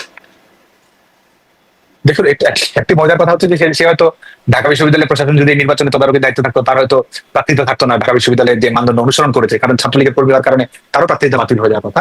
আর আমরা এখন যেটি অংশগ্রহণ করেছেন। না, ছাত্রলীগের কর্তৃত্ব রয়েছিল, ছাত্রলীগের সবাই কর্তৃত্ব রয়েছে, সাংগঠনিক ছাত্রলীগের সবাই গুপ্ত হিসেবে সবাই দেখলাম, শিবিরের সবাই, এনসিপির অনেকেই ছাত্রলীগের উল্লেখযোগ্য নেতারা। সে কারণেই তো বিশ্ববিদ্যালয় প্রশাসনকে একই মানদণ্ড তো সবার ক্ষেত্রে অনুসরণ করে। যারা আসলে ওই গণ অভ্যুত্থানে প্রমাণ করে আসতে পেরেছে তারা ছাত্রলীগ থেকে বাদ হয়ে গেছে, আর যারা গণ অভ্যুত্থানে ঠিক প্রমাণ করতে পারেনি তারা মানে ছাত্রলীগ হিসেবে ধরে নেওয়া হচ্ছে। এটাই মনে হয় মানদণ্ড। এই সার্টিফিকেট তারা দিচ্ছে। যখন যখন যখন আপনার সামাজিক বিশ্বাস, যখন আপনার রাজনৈতিক বিশ্বাস, আপনার তো আন্দোলন করার অধিকার আছে, আন্দোলনের বিপক্ষে যাওয়ার অধিকার আছে, এটা তো আপনার নাগরিক স্বাধীনতা। আপনি যখন সার্টিফিকেট দিচ্ছেন তার মানে সমাজটাতে মোটামুটি একটা ধরনের ফ্যাসিস্ট বন্দোবস্ত প্রতিষ্ঠিত হয়ে গেছে, সেটিতে কিন্তু একটি প্রমাণ যে আপনি সেই সার্টিফিকেটটা তারা দিবে, সেই সার্টিফিকেটটা দেওয়ার পরে আপনার রাজনৈতিক অধিকার আছে, সেই সার্টিফিকেটটা দেওয়ার পর আপনি বিরোধিতা করতে পারবেন, সেই সার্টিফিকেটটা পাওয়ার পরে আপনি প্রার্থীতে অংশগ্রহণ করতে পারবেন। তো আপনি যেটি বলছিলেন সেটা হচ্ছে যে আমরা বাংলাদেশের শিক্ষার্থীদের সঙ্গে আমাদের সম্পৃক্ততা রয়েছে। আমরা সাধারণ শিক্ষার্থীদের সঙ্গে এখন আমরা যোগাযোগ রক্ষা করি এবং শিক্ষার্থীদের পাশে থাকা, তাদের ঐক্যবদ্ধ করা, এমনকি প্রগতিশীল ছাত্র সংগঠনগুলোর সঙ্গে আমাদের যোগাযোগ রয়েছে। আমরা অবশ্যই একটা বৃহত্তর গণতান্ত্রিক ঐক্য গড়ে তোলার জন্য আমরা কাজ করছি, যেন গণতান্ত্রিক বাংলাদেশ এবং মুক্তিযুদ্ধের অঙ্গীকারের বাংলাদেশ, এই ব্যাপারে মোটা দাগে যেন ছাত্র সংগঠনগুলো একমত হয়, সেই লক্ষ্যে আমরা কাজ করার চেষ্টা করছি। কারণ আমরা মনে করি যে মৌলবাদ প্রতিবাদ করা, মৌলবাদ প্রতিরোধ করা, সেটির জন্য আমাদের একটি দায়বদ্ধতা রয়েছে। এবং বাংলাদেশে যে অস্থিতিশীলতা তৈরি হয়েছে, যে নিরাপত্তাহীনতা তৈরি হয়েছে, এবং বিশ্ববিদ্যালয়ে যে ধরনের আমরা দেখতে পাচ্ছি যে বিশ্ববিদ্যালয়ে যত ধরনের শিক্ষা প্রতিষ্ঠান, বিশ্ববিদ্যালয়গুলো কিন্তু পার্টি অফিসে পরিণত হয়েছে, বিশ্ববিদ্যালয়গুলো কিন্তু রাজনৈতিক প্রতিষ্ঠানে পরিণত হয়েছে অনেকটা, যেখানে শিক্ষার্থীদেরকে রাজনৈতিক ভাবে ব্যবহার করার চেষ্টাটি আমরা সবচেয়ে বেশি দেখতে পাচ্ছি। তো যে কারণে অবশ্যই, এবং আপনি যদি লেজুর ভিত্তিক ছাত্র রাজনীতি যেটি নিয়ে সবাই কম বেশি সমালোচনা করে, সেটি নিয়ে অবশ্যই আমার জায়গা থেকে সমালোচনার জায়গা রয়েছে। সেটি নিয়েও যদি আমরা কথা বলি যে এই নির্বাচনকে কেন্দ্র করে লেজুর ভিত্তিক রাজনীতির যে প্রদর্শনী, যেটিকে বিশ্ববিদ্যালয়ের শিক্ষার্থীরা না বলেছে, রেড কার্ড দেখেছে, সেটির বিরুদ্ধে তারা কণ্ঠস্বর উপস্থাপন করছে। অথচ আপনি দেখবেন যে এই নির্বাচনকে কেন্দ্র করে জামায়াতের যে জেলা নেতৃবৃন্দ, বিএনপির যে জেলা নেতৃবৃন্দ, তারা কিন্তু শিক্ষার্থীদেরকে আতঙ্কিত করার চেষ্টা করছে, শিক্ষার্থীদের অভিভাবকের কাছে যাওয়ার চেষ্টা করছে। বিরুদ্ধে কথা হয়েছে, কিন্তু কখনো এটা প্রতিফলন হয় নাই। আগে আমরা দেখতাম ছাত্রলীগের কমিটি করে দেন আওয়ামী লীগের সিনিয়র নেতারা, এই বিষয়গুলো আমরা দেখতাম। অর্থাৎ লেজুর ভিত্তিক এটি সমালোচনা হলেও এখান থেকে কখনোই বের হয়ে আসা হয় নাই। আপনি অনেক সমালোচনা, নিজেদের আত্মসমালোচনার জায়গাটা করছিলেন, সাধুবাদ আপনাদের। কিন্তু সেই প্রসঙ্গে আমি আরেকটু জিজ্ঞাসা করি, ভারতীয় এমপি, প্রভাবশালী রাজনীতিবিদ শশী থারুর, তিনি শিবিরের এই জয়ে তিনিও একরকম উদ্বেগ প্রকাশ করছেন এবং তিনি বলছেন যে মূলধারার যে রাজনৈতিক দলগুলো, আপনিও এরকম একটা ইঙ্গিত দিচ্ছিলেন, আওয়ামী লীগ, বিএনপি, বা তাদের আসলে করাপশন, তাদের অনিয়ম, দুর্নীতি বা অপকর্মের কারণে এই শিবিরের এমন জয় জয়কার, মানুষ এভাবে তাদেরকে বেছে নিচ্ছে। এই প্রসঙ্গে আপনি কি বলবেন? মৌলবাদী শক্তির যদি উত্থান হয়, সেটি তো স্বাভাবিকভাবে আমাদের আঞ্চলিক নিরাপত্তা বলি বা বৈশ্বিক নিরাপত্তা বলি, সেটির জন্য তো অবশ্যই একটি সংশয়ের জায়গা রয়েছে, সংকটের জায়গা রয়েছে, এবং যে কোনো আন্তর্জাতিক নাগরিক কিন্তু এটি নিয়ে উদ্বেগ প্রকাশ করবে। শুধুমাত্র সেটি কেন, বাংলাদেশে যারা সিভিল সোসাইটির প্রতিনিধি রয়েছেন তারাও কিন্তু হয় বিস্মিত হয়েছেন, না হলে চিন্তিত হয়েছেন, না হলে উদ্বিগ্ন হয়েছেন ফলাফলটি নিয়ে। এবং আপনি যখন মূলধারা রাজনীতির যে দুয়ারটি রয়েছে সেটি যখন আপনি বন্ধ করে দিবেন, আপনি যখন রাজনীতির পজিটিভ কম্পিটিশনটি আপনি যখন বন্ধ করে দিবেন, আপনি যখন গণতান্ত্রিক প্রতিযোগিতাকে আপনি যখন বন্ধ করে দিবেন, তখন কিন্তু রাজনীতিতে স্বাভাবিকভাবে ডানপন্থী শক্তির উত্থানের একটি সুযোগ তৈরি হবে। তো সেটি নিয়ে তো সংশয়ের জায়গা অবশ্যই রয়েছে। এবং বাংলাদেশে আজকে দেখুন যে বাংলাদেশে যখন আজকে একটি সিকিউরিটিলেস, ললেস রাষ্ট্রে যখন পরিণত হয়েছে, জনগণের ম্যান্ডেট, আপনি যখন সার্বিকভাবে গোটা বাংলাদেশের রাজনীতিতে যখন আপনি জনগণের প্রতিনিধিত্ব নেই, তখন কিন্তু এই অন্ধকারের শক্তিগুলো, এই আপনাদের ব্যর্থতা, আপনাদের অপকর্ম, মানে মূল যে দলগুলো, প্রতিষ্ঠিত দল, তাদের ব্যর্থতা এবং অপকর্মের কারণেই এখন তাদের উত্থান করছে, মানে শিবিরের উত্থান করছে বা জামাতের উত্থান করছে, বিস্তার হচ্ছে। আমি সেটি মনে করি না। আমি প্রথমত যদি মনে করি, আপনি যদি বাংলাদেশের কম্পিটিটিভ ডেমোক্রেসি চালু করেন, আপনি যদি বাংলাদেশের পজিটিভ ডেমোক্রেসি চালু করেন, এবং বাংলাদেশের মানুষকে যদি আপনি বাছাই করে নেওয়ার স্বাধীনতা দেন, বাছাই করে নেওয়ার স্বাধীনতার অর্থ এটি নয় যে আপনাকে আমি 5 জন ঠিক করে দিলাম, এই বৈধ 5 জনের মধ্য দিয়ে আপনাকে নির্বাচিত করে নিতে। আপনি যদি উন্মুক্ত করে দিয়ে, এটা তো আপনারাই শিখালেন, এটা হয়ে থাকে, এটা শিখালেন তো আপনারাই, তাই না? 24-এ কি করলেন নির্বাচনে, জাতীয় নির্বাচনের কথা যদি বলি, আওয়ামী লীগ আপনার মূল দল না। 24-এর দেখুন, 24-এর নির্বাচন তো উন্মুক্ত ছিল। 24-এর নির্বাচন কি বিএনপির নির্বাচনে অংশগ্রহণ করতে আইনগত কোনো বাধা ছিল, রাজনৈতিক কোনো বাধা ছিল, সাংগঠনিক কোনো বাধা ছিল? কোনো বাধা তো ছিল না। অথচ এবার 25-এ সেটি বাধা রয়েছে। অর্থাৎ বিষয়টি কিন্তু আপনি কি আওয়ামী লীগকে উন্মুক্ত রেখেছেন? আপনি কি আওয়ামী লীগকে রাজনীতি করার সুযোগ করে দিচ্ছেন? আপনি তো দিচ্ছেন না। আপনি নিবন্ধন বাতিল করেছেন, বিএনপি নিবন্ধন কি বাতিল হয়েছে? বিএনপি তো আইনগতভাবে বাধা দেওয়া হচ্ছে। আর তখন আসলে 18তে নির্বাচন করে তারা দেখেছে যে ভোট করে আসলে লাভ হয় না, আইনগত কোনো বাধা নেই, ভোটে আসো, কিন্তু ভোটে আসলে জিততে পারবে না তোমরা, এরকম একটা বিষয় তো স্থাপিত হয়ে গিয়েছিল। 18 ভোটে তো তারা প্রমাণ পেয়েছে যে তাদের আসলে ভোট করে লাভ হবে না। দেখুন, 2018 সালের নির্বাচনে আপনি দুপুরবেলা বিএনপির তৎকালীন মহাসচিবের স্টেটমেন্ট যদি দেখেন, তিনি সন্তোষ প্রকাশ করেছেন নির্বাচনের ফলাফল নিয়ে। অবশ্যই নির্বাচনী প্রক্রিয়া নিয়ে আমি মনে করি যে অবশ্যই আমাদের একটা রিভিজিট রিচিং করার জায়গা রয়েছে, যাতে করে জনগণের রায়ের সত্যিকারের প্রতিনিধিত্ব হয়। কিন্তু আমরা মনে করি যে আজকে বাংলাদেশে সেই যে জায়গাটিতে আমাদের ত্রুটিপূর্ণ গণতন্ত্র যতটুকু এগিয়েছে, আজকে বাংলাদেশের কোল লঞ্চে বদলে দিয়ে আমাদের গণতান্ত্রিক পথটিকে সম্পূর্ণ রুদ্ধ করে দেওয়া আপনাদের হাতে হয়েছে। যখন দায়িত্ব থাকলো বা আপনাদের প্রভাবটা যখন ছিল তখন খোল নলচে অন্যদিকে বদলাতে থাকলেন। এখন আপনারা প্রত্যাশা কিভাবে করছেন যে খোল নলচে বদলে যাবে এবং যথার্থ হবে? মানে এই প্রত্যাশাটা আপনারা ঠিক যথার্থ আপনাদের জায়গা থেকে কিভাবে করতে পারেন?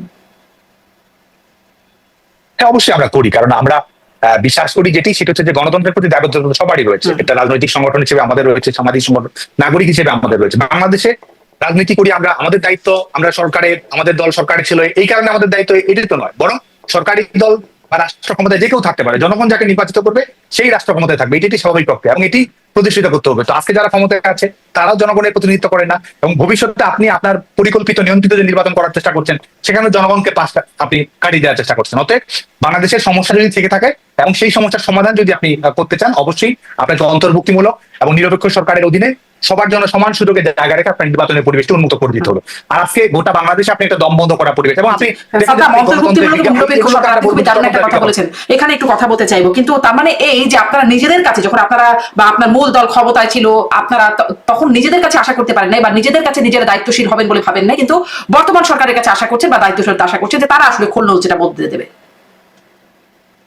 দেখুন, আপনি যদি ছাত্র সংসদ নির্বাচনের প্রসঙ্গ ধরেই যদি বলি, সেটা হচ্ছে যে আপনি দেখুন, মিলিটারি ডিক্টেটর, সামরিক স্বৈরশাসক এরশাদ কিংবা সামরিক স্বৈরশাসক জিয়াউর রহমান, তাদের সময় তো বিশ্ববিদ্যালয়ে ছাত্র সংসদ নির্বাচন অনুষ্ঠিত হয়েছে। তাদের ছাত্র সংসদ নির্বাচন অনুষ্ঠিত ছিল বলেই সরকারটি গণতান্ত্রিক হয়ে গেল, সরকারটি বৈধ হয়ে গেল, সেটি তো নয়। আর আপনি যদি বলছেন যে আমাদের অবশ্যই সামনের দিকে তাকাতে হবে, আমাদের অবশ্যই সামনের দিকে তাকাতে হবে, এবং যে সমস্যা যদি থেকে থাকে সেটি সমাধান করার জন্য আমাদের চেষ্টা করতে হবে। এবং এটা যদি আপনি না করেন তাহলে আপনি কি অর্জন করবেন? আপনি কি মনে করেন যে বাংলাদেশে আওয়ামী লীগকে বাইরে রেখে, যেখানে আওয়ামী লীগের রাজনৈতিক দল হিসেবেও যদি আমি, এখানে তো বিবেচনা সেটি নয়, বিবেচনা হচ্ছে বাংলাদেশের মানুষের আওয়ামী লীগকে সমর্থন করার অধিকার আছে, এবং আপনি যদি সেটি বন্ধ করে দিচ্ছেন এবং আপনি বলছেন যে বাংলাদেশের গণতন্ত্র তো আমাদের প্রতিষ্ঠিত অবশ্যই করতে হবে, আমাদের সমাজকে, রাষ্ট্রকে তো গণতান্ত্রিক করতে হবে, তা আপনি সেটি করবেন কিভাবে?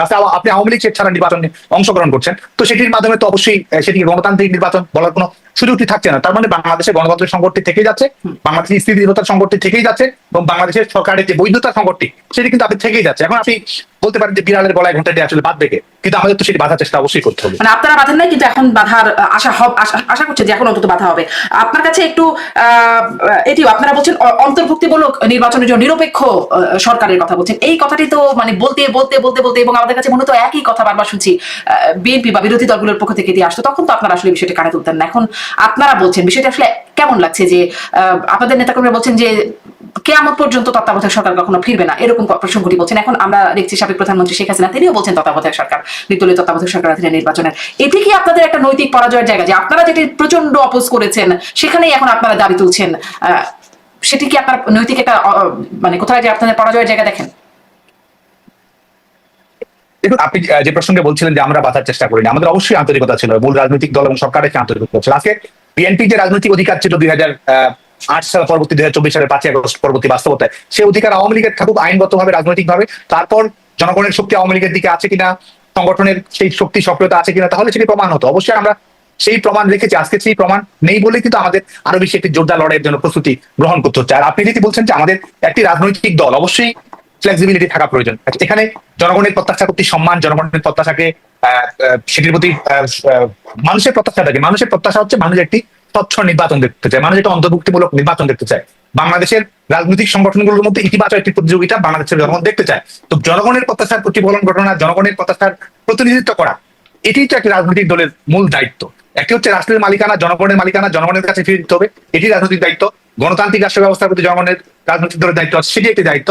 আরেকটি হচ্ছে যে জনগণের প্রত্যাশা এবং সিদ্ধান্তের আলোকে, কারণ জনগণের প্রত্যাশা তো রাজনৈতিক দলের কৌশলের চেয়েও জনগণের প্রত্যাশা প্রতিফলন ঘটানো কিন্তু রাজনৈতিক দলের মূল দায়িত্ব। তো সংগঠন হিসেবে বাংলাদেশ আওয়ামী লীগ, বাংলাদেশ ছাত্রলীগ সেটি রিফ্লেকশন ঘটানোর চেষ্টা করছে। এটি তো সংগঠনের দুর্বলতা নয়, এটি সংগঠনের শক্তি বলে আমি মনে করি। জি, নিশ্চয়ই জনগণ আসলে সবসময় এই প্রত্যাশা করেছে তাদের প্রতিনিধি তারা বাছাই করবে, নির্বাচন সুষ্ঠু হবে, কিন্তু তখন সেই প্রত্যাশাটা আপনারা তখন বলছেন না, কিন্তু এখন খুব বুঝছেন এবং আমলে নিচ্ছেন। যাই হোক, সাধুবাদ আপনাদের এই আমলে নেবার বিষয়টি। আপনি বলছিলেন যে জোরদার লড়াইয়ের জন্য আপনারা প্রস্তুতি নিচ্ছেন, আসলে কেমন প্রস্তুতি আপনাদের সেটাও একটু জানতে চাই। সামনে যেহেতু ছাত্রলীগ একদম তো নিষিদ্ধই, আওয়ামী লীগের রাজনৈতিক কর্মসূচি নিষিদ্ধ, আপনাদের লড়াইয়ের প্রস্তুতিটা কেমন? আমরা অবশ্যই আমরা এই যে প্রতিকূল বাস্তবতা, এই প্রতিকূল বাস্তবতার মধ্যেও আমরা সংগঠিত হওয়ার চেষ্টা করছি, অর্গানাইজ করার চেষ্টা করছি, এবং আমাদের কর্মকাণ্ড নিয়ে আমরা রিভিজিট করার চেষ্টা করি। আমাদের আত্মসমালোচনার জায়গা রয়েছে, বিচ্যুতির জায়গা থাকলে সেগুলো কারেকশনের জায়গা রয়েছে, সেটি আমরা চেষ্টা করি। কিন্তু আমরা মনে করি যে আজকে বাংলাদেশের যে বাস্তবতা তৈরি হয়েছে, এই বাস্তবতা আমাদের আন্দোলনের কোনো বিকল্প নেই। এবং সেই আন্দোলন বাস্তবায়িত করার জন্য, সেই আন্দোলন কিন্তু আমাদের ক্ষমতায়িত হওয়ার জন্য নয়, সেই আন্দোলন জনগণকে ক্ষমতায়িত করার জন্য, সেই আন্দোলন বাংলাদেশের ডেমোক্রেটিক ট্রানজিশনকে স্টেবল করার জন্য, টেকসই করার জন্য এবং গণতান্ত্রিক রাষ্ট্র ব্যবস্থাকে শক্তিশালী করার জন্য কিন্তু আমরা সেটি করছি। কারণ আপনি দেখুন, আপনি নিজে আত্মতৃপ্ত থাকলেন, আত্মতৃপ্ত থেকে আপনি একটা নির্বাচন, আমি তুমি এবং দামির একটা নির্বাচন করে কাউকে ক্ষমতায় দিয়ে দিলেন। এটি কি বাংলাদেশের যে গণতান্ত্রিক পথ চলা, সেই গণতান্ত্রিক পথ চলাকে এটি কি সমস্যা থেকে সমাধান করবে, নাকি সমস্যাটা আরো বিস্তৃত করবে, সমস্যার বিকেন্দ্রীকরণ ঘটাবে? তো সেটি তো ঘটার সম্ভাবনা রয়েছে। বাংলাদেশের স্থিতিশীল গণতান্ত্রিক প্রতিযোগিতাপূর্ণ, মানে আপনি কি এটা এখনকার কথা বলছেন নাকি 24 নির্বাচনে? আপনি যদি আমি তুমি দামির কথা বলছেন। জি না, অবশ্যই বর্তমান সময় যেটি রয়েছে সেটিকে কেন্দ্র করে বলছি, যেটি হতে যাচ্ছে সেই নির্বাচনকে কেন্দ্র করে বলছি। কারণ এই যে নির্বাচনটি আপনি পরিকল্পনা করছি দখলদার সরকার, সেই দখলদার সরকার আপনি নির্বাচনের আগেই রাজনৈতিক দলকে কিন্তু শুধুমাত্র নিশ্চিত করে নেয়। আমি একজন সচেতন রাজনৈতিক কর্মী হিসেবে মনে করি বাংলাদেশের জনগণের অর্ধেক জনগোষ্ঠীর ভোটাধিকারই কেড়ে নেওয়া হয়েছে। অর্ধেক জনগোষ্ঠীর, সংখ্যাগরিষ্ঠ জনগোষ্ঠী যাকে সমর্থন করার জন্য ভোট কেন্দ্রে যেত, আপনি সেই সমর্থনটি করার সুযোগ বাতিল করে দিচ্ছেন, তার মানে আপনি জনগণের এজেন্সি আপনি কেড়ে নিচ্ছেন। তো সেই জায়গা থেকে তো আপনার সেই একটা জনগণের অধিকার, সেই অধিকারটাকে আপনি কুক্ষিগত করছেন আগে থেকেই। তো সেই জায়গা থেকে এবং আপনি ফলাফল আপনি দেখুন যে আপনি কি মনে করেন, আমি আজকে খোলামেলা যদি বলি, একেবারে বৈঠকি ঢঙ্গে যদি বলি, আওয়ামী লীগ ছাড়া বাংলাদেশে যদি কোনো নির্বাচন হয়, সেই নির্বাচনটি আপনি কেমন হবে, সেই নির্বাচনের ফলাফলটা কিন্তু আগে থেকে নির্ধারণ করে দিতে হবে। সেখানে আপনার সমঝোতার ফলাফল তৈরি করতে হবে। বিএনপি এতটি আসন পাবে, জামায়াতকে এতটি আসন দিতে হবে, এনসিপি কে এতটি আসন দিতে হবে। এবং আরো খোলামেলা করে যদি বলি, বিএনপি কে দায়িত্ব নিতে হবে যে এনসিপির এই প্রার্থীটা বিজয়ী হবে, বিএনপি কে দায়িত্ব নিতে হবে তার এই অন্যান্য রাজনৈতিক দলের প্রার্থী থেকে তারা বিজয়ী করতে হবে। পূর্ব নির্ধারিত ফলাফল দেবে, তার মানে আরো স্পষ্ট করে ফলাফলটা আসলে ইলেকশন কমিশন দেবে না, ফলাফলটা দিতে হবে নয়াপল্টন থেকে। তো যে নির্বাচন আপনি পরিকল্পনা করছেন দিতে পারলো না, মানে এরকম ধারণা একদম ছিল না। আপনি যা বলছেন সেই ধারণাটা যে একদম ছিল না তা না, এই এরকম একটা ধারণা প্রচলিত ছিল। কিন্তু ডাকসু নির্বাচন বা জাকসু নির্বাচন সেই ধারণাটাকে অনেকটাই কিন্তু বদলে দিয়েছে। মানুষের মানে এই ধারণা থেকে অন্যরকম ধারণা বা অন্যরকম ভাবে ভাবতে শেখাচ্ছে না সাদ্দাম। দেখুন, ছাত্র সংসদ নির্বাচন অবশ্যই গুরুত্বপূর্ণ, সেখানে ম্যান্ডেট রয়েছে, তরুণ প্রজন্মের প্রত্যাশা রয়েছে, কিন্তু সেটিকে যদি আপনি জাতীয় রাজনৈতিক প্যারামিটার ভাবেন, গণ অধিকার পরিষদের থেকে, ছাত্র অধিকার পরিষদ থেকে ডাকসুর ভিপি আমাদের সময় নির্বাচিত হয়েছে, আওয়ামী লীগ সরকার সেটি মেনে নিয়েছে, শিক্ষার্থীদের ন্যায্য রায়কে সমর্থন দিয়েছে, সরকারের পক্ষ থেকে সহযোগিতা করেছে। তো মানে কি গণ অধিকার পরিষদ বাংলাদেশের রাষ্ট্র ক্ষমতা আছে না? আমি যে পয়েন্টটি বলছি সেটা হচ্ছে যে রাষ্ট্র ক্ষমতায়, তার মানে কি গণ অধিকার পরিষদ রাষ্ট্র ক্ষমতা আসীন হওয়ার দল ছিল? ডাকসুর ভিপি বাসদ থেকে হয়েছে, জাসদ থেকে হয়েছে, তার কি বাংলাদেশের রাষ্ট্রীয় রাজনৈতিক ক্ষমতার হিস্সাদার হয়ে গেছে, জিম্মাদার হয়ে গেছে? আসলে তো সেটি হয়নি। একটি ছাত্র সংসদ নির্বাচনে, এক বছরের একটি নির্বাচনে যে কেউ বিজয়ী হতে পারে, কারণ শিক্ষার্থীরা নানা প্যারামিটার থেকে একজন প্রার্থীকে বেছে করে, ব্যক্তিগত জায়গা থেকে পছন্দ করতে পারে, আদর্শিক জায়গা থেকে পছন্দ করতে পারে, সাংগঠনিক কৌশলের কারণে একজন বিজয়ী হতে পারে, বাস্তবতার কারণে পছন্দ করতে পারে, ক্যাম্পাস ফ্রেন্ডের কারণে পছন্দ করতে পারে। কিন্তু সেটার মাধ্যমে গোটা বাংলাদেশের জনমিতির আপনি একটি প্রতিফলন পাচ্ছেন, সেটি মনে করার কোনো কারণ নেই। আর আপনি যেটি বললেন যে অবশ্যই ছাত্র সংসদের ভিপি যিনি ছিলেন আমাদেরই সঙ্গে নির্বাচিত হয়েছিলেন ডাকসুর ভিপি নুরুল হক নূর, তার সঙ্গে অনেক অনাকাঙ্ক্ষিত ঘটনা অবশ্যই ঘটেছে, এটি অবশ্যই আমাদেরকে স্বীকার করতে হবে এবং সেই রাজনৈতিক সংস্কৃতি থেকে বের হওয়ার জায়গা থেকে অবশ্যই আমার চিন্তা ভাবনা, অবশ্যই আমাদের মূল্যায়ন রয়েছে। জি, আপনি সেটিকে অনাকাঙ্ক্ষিত ঘটনা বলছেন, তার জন্য আপনারা দুঃখ প্রকাশ করছেন। অবশ্যই সেটি কোনোভাবেই আমরা যিনি ছাত্র সংসদের মাধ্যমে নির্বাচিত হয়েছেন কোনোভাবেই অনাকাঙ্ক্ষিত ঘটনা শিকার হবেন এটা প্রত্যাশা করি না, এবং সেই জায়গায় যদি আমাদের দুর্বলতা ঘাটতি থাকে অবশ্যই আমরা মানে আমরা তো সবসময় দেখতাম, আপনাদের সময় তখন গণমাধ্যমে দেখতাম ছাত্রলীগ বেড়েছে, ছাত্রলীগের কাছে মানে প্রায় এই কথাটা এরকম ছিল, যেখানেই পায় নৌকে সেখানেই মারে ছাত্রলীগ, মানে এরকম একটা কথা প্রচলিত হয়ে গিয়েছিল। যদি বলছেন কেন? না, আমি যেটি বলছি যে সেটি হচ্ছে যে দেখুন, একটি হচ্ছে যে এই মারধরের ঘটনা, এই অপসংস্কৃতির ঘটনা, এটি বাংলাদেশের ছাত্রলীগের বৈশিষ্ট্য সেটি নয়, এটি বাংলাদেশের ছাত্র রাজনীতির স্বাভাবিক চিত্রায় আছে। দেখুন যে আপনি ভোট কেন্দ্রের কথা বলছেন, উচ্চ মুখর 78%, ছাত্রলীগের একজন হয়তো ভুলক্রমে ভোটার তালিকায় এসেছিল, সে ভোট দিতে গেছে, তা কিন্তু ভোট কেন্দ্র থেকে সরাসরি থানা থেকে কারাগারে পাঠিয়ে দেওয়া হচ্ছে। তো এটিও তো একটি ঘটনা। শিক্ষা, আমাদের ছেলেমেয়েরা পরীক্ষা দিতে গেছে, পরীক্ষা থেকে সরাসরি তাকে কারাগারে পাঠিয়ে দিয়েছে, এই ধরনের ঘটনা তো হওয়া ঘটেছে। তো বাংলাদেশ ছাত্রলীগ তো এই ঘটনার শিকার হয়েছে। তো এটি আমাদের সার্বিক ছাত্র রাজনীতির একটি অবক্ষয়ের জায়গা, এটির জন্য কোন একটি সুনির্দিষ্ট ছাত্র সংগঠনকে দায়ী করা এটি সুচিন্তিত নয় বলে আমি মনে করি। বরং আমি মনে করি যে আমাদের যেটুকু দায় যদি থেকে থাকে সার্বিক ছাত্র রাজনীতির অবক্ষয়গত জায়গা থেকে, কিংবা আমাদের দৃষ্টিভঙ্গিগত জায়গা থেকে, কিংবা আমাদের অনুশীলনের জায়গা থেকে, সেটা অবশ্যই আমরা মানে আপনি যেহেতু বলছেন যে যদি ভুল, এই জায়গাটায় ভুল থাকলে বা এটা ঠিক হয় নাই, এই বিষয়টা যেহেতু আপনারা আত্মসমালোচনা করছেন, ধরুন আপনারা আবার ক্যাম্পাসে ফিরতে পারলেন বা কখনো দেশের সক্রিয় রাজনীতি করতে পারলেন, তখন কি আপনাদের এই বিষয়গুলো পরিবর্তন করবেন? ধরুন ছাত্র শিবির পেলেই পেটাতে হবে বা নুরুর মতো যারা থাকবে তাদেরকে পেটাতে হবে, এই বিষয়গুলো কি পরিবর্তন করবেন? আমি একটা হাইপোথেটিক্যাল সিচুয়েশন বলছি। আচ্ছা, আমি আপনাকে বলি, সাদিক কায়েম বা এস এম ফরহাদ তারা ক্যাম্পাসে ছিল, ছাত্র শিবিরের রাজনীতি করেছে, পরিচয় প্রকাশিত হয়েছে, তারা কি কখনো এ ধরনের দমন পীড়নের শিকার হয়েছে? পরিচয় ছিল আপনি যখন মানে ছাত্রলীগের দুঃখিত না, এর বাইরেও আর অনেকেই রয়েছে, হচ্ছে। আপনি আপনি তাহলে দেখুন যে ছাত্র শিবিরের যে কমিটিগুলো এখন তো প্রকাশিত হয়েছে, আপনি দেখুন যে কয়জন নির্যাতনের শিকার হয়েছে, আপনি দেখুন যে কয়জন নিগ্রহের শিকার হয়েছে, আপনি দেখুন যে তার ক্যাম্পাস জীবনে কোনো ধরনের ঘটনা দুর্ঘটনার শিকার হয়েছে ওই কিনা, আপনি কমিটিগুলো তো খুব কম গুপ্ত ক্ষেত্রেই ছিল, পাবেন। ওগুলো তো কিছু খুব খারাপ প্রকাশ্য উদাহরণ ছিল, রয়েছে। এখন প্রকাশ্যে আসছে। না, অনেক কিছু না, সবকিছুই প্রকাশ্য ছিল না এমন নয়, তাদের অনেক কিছু তো প্রকাশ্য ছিল। সবাই হয়তো প্রকাশিত ছিল না, তাদের সাংগঠনিক কৌশলের যে তারা বলে গুপ্ত রাজনীতিকে বৈধতা দেওয়ার জন্য তারা যদি বলতে থাকে, কিন্তু তার মানে এই হয়তো সবগুলোই পরোক্ষ ছিল, সবগুলোই অপ্রত্যক্ষ ছিল এমন তো না। ছাত্র শিবিরের কেন্দ্রীয় কমিটি, তাদের কাউন্সিল, এসব তো অনেক ক্ষেত্রে অনেক তথ্য তো গণমাধ্যমে উন্মুক্ত ছিল, এবং সেটা আপনি মিডিয়া সিটি সার্চ করলে আপনি দেখতে পারেন। তো সেই জায়গাটা কিন্তু সেটি করেনি। আর আমরা বাংলাদেশ ছাত্রলীগ আমাদের সক্রিয়তা অবশ্যই থাকবে। আজকে তো আমরা এই দখলদার সরকারের বেআইনি নিষেধাজ্ঞার আমরা কোনো পরোয়া করি না, সিম্পলি আমরা কোনো পরোয়া করি না। আমরা আত্মশক্তিতে বিশ্বাস করি, সাধারণ শিক্ষার্থীদের, কারণ এই সংগঠনটি বাংলাদেশ ছাত্রলীগ, এই সংগঠনের মালিকানা তো সাধারণ শিক্ষার্থীদের।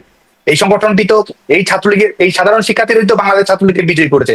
এই সাধারণ শিক্ষার্থীরাই তো বাংলাদেশ ছাত্রলীগের হাতে বাংলাদেশের পতাকা তুলে দিয়েছে। মানচিত্র প্রতিষ্ঠিত করা, স্বাধীনতা সার্বভৌমত্ব রক্ষা করা, প্রতিষ্ঠিত করা সাধারণ শিক্ষার্থীরা তো বাংলাদেশ ছাত্রলীগ নিষেধ করছে, এবং সাধারণ শিক্ষার্থীরাই বাংলাদেশ ছাত্রলীগকে ক্যাম্পাসে সক্রিয় তাহলে করবে। আপনারা বলছেন যে এই বিষয়টাকে কি আপনারা পরোয়া করেন না, কিন্তু পরোয়া তো করতে এবং হচ্ছে। সাধারণ শিক্ষার্থীরা গণতান্ত্রিক আন্দোলনের নেতৃত্ব দেবে। পরোয়া করেন না বলছেন, কিন্তু পরোয়া তো করতে হচ্ছে, কারণ আপনারা আসলে প্রার্থিতাও করতে পারছেন না বা ভোট করতে পারছেন না, আপনারা মিছিল মিটিং কিছুই করতে পারছেন না।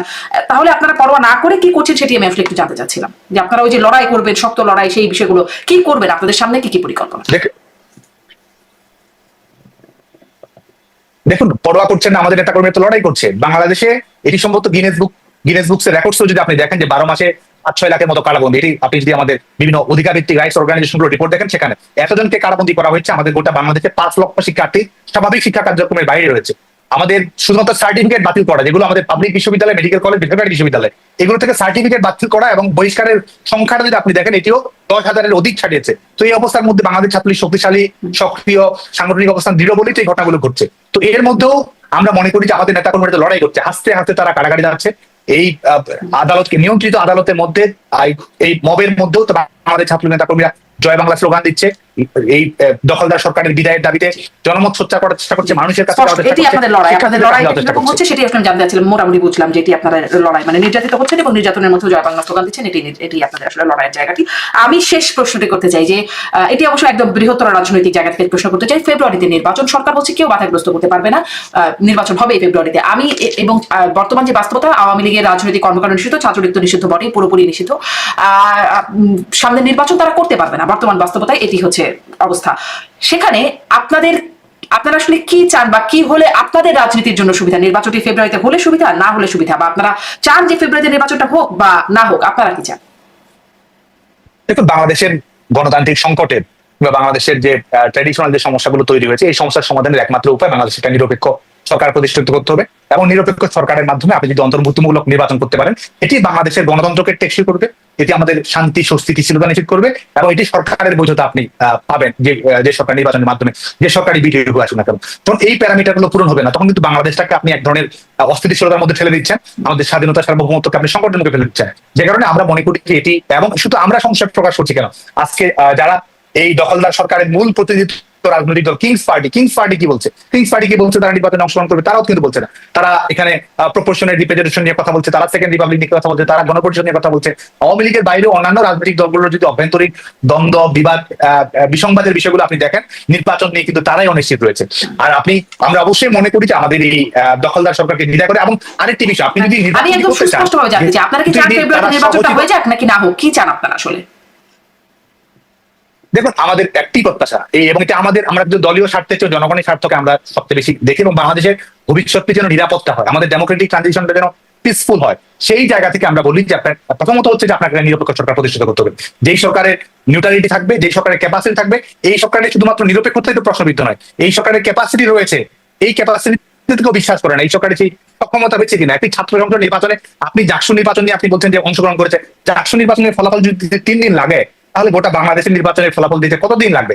আজকে যদি জাকসু নির্বাচনের 5টি প্যানেল এই নির্বাচন থেকে সরে আসে, ফলাফল শেষ হওয়ার আগে বর্জন করে, তাহলে সেই নির্বাচনকে আপনি টেকসই কিভাবে করবেন? সেই নির্বাচনের ফলাফলকে কিভাবে আপনি গ্রহণযোগ্য করবেন? সেই নির্বাচনকে অংশগ্রহণমূলক আপনি কিভাবে করবেন বলে আপনি মনে করেন? তো এই সরকারের নৈতিক জায়গা নেই, এই সরকারের আইনগত বৈধতা নেই, এই সরকারের সেই সক্ষমতা নেই, এবং এই সরকারের সেই আন্তর্জাতিক আস্থাও নেই। সে কারণে আমাদের সবার সংকটই আসলে একটি জায়গায় এসে পৌঁছাতে, সেক্ষেত্রে এই সরকারের বিদায় নিতে হবে, আন্দোলনের মুখে হোক, রাজনৈতিক সমঝোতার মাধ্যমে হোক, কিংবা নিজস্ব উপলব্ধি থেকে হোক, যেভাবেই হোক না কেন দখলদার সরকারকে বিদায় নিয়ে বাংলাদেশে একটা নিরপেক্ষ সরকার প্রতিষ্ঠিত করে লেভেল প্লেইং ফিল্ডের মাধ্যমে অন্তর্ভুক্তিমূলক নির্বাচন সেটি করে আপনাদের দাবি জনগণ চাই, যাকে সেটি রায় দেবে আপনাদের দাবি চাই। অনেক ধন্যবাদ। এবং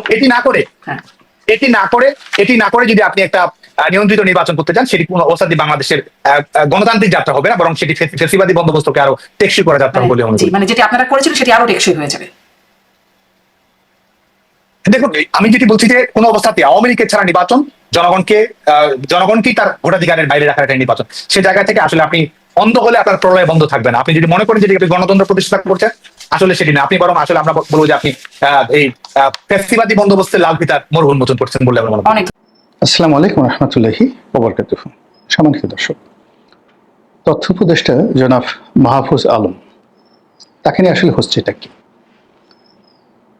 প্রথমত ডক্টর মোহাম্মদ ইউনূস তাকে যেভাবে আমেরিকাতে নিয়ে মাস্টার মাইন্ড হিসেবে পরিচয় করিয়ে দিলেন, এর ফলে ধরে নেওয়া হলো সেই ঘটনার পর থেকে যে এই সরকার, অর্থাৎ অন্তর্বর্তীকালীন সরকার যেভাবে গঠিত হয়েছে, এর পেছনে একটা সুদীর্ঘ পরিকল্পনা ছিল, একটা প্ল্যান ছিল।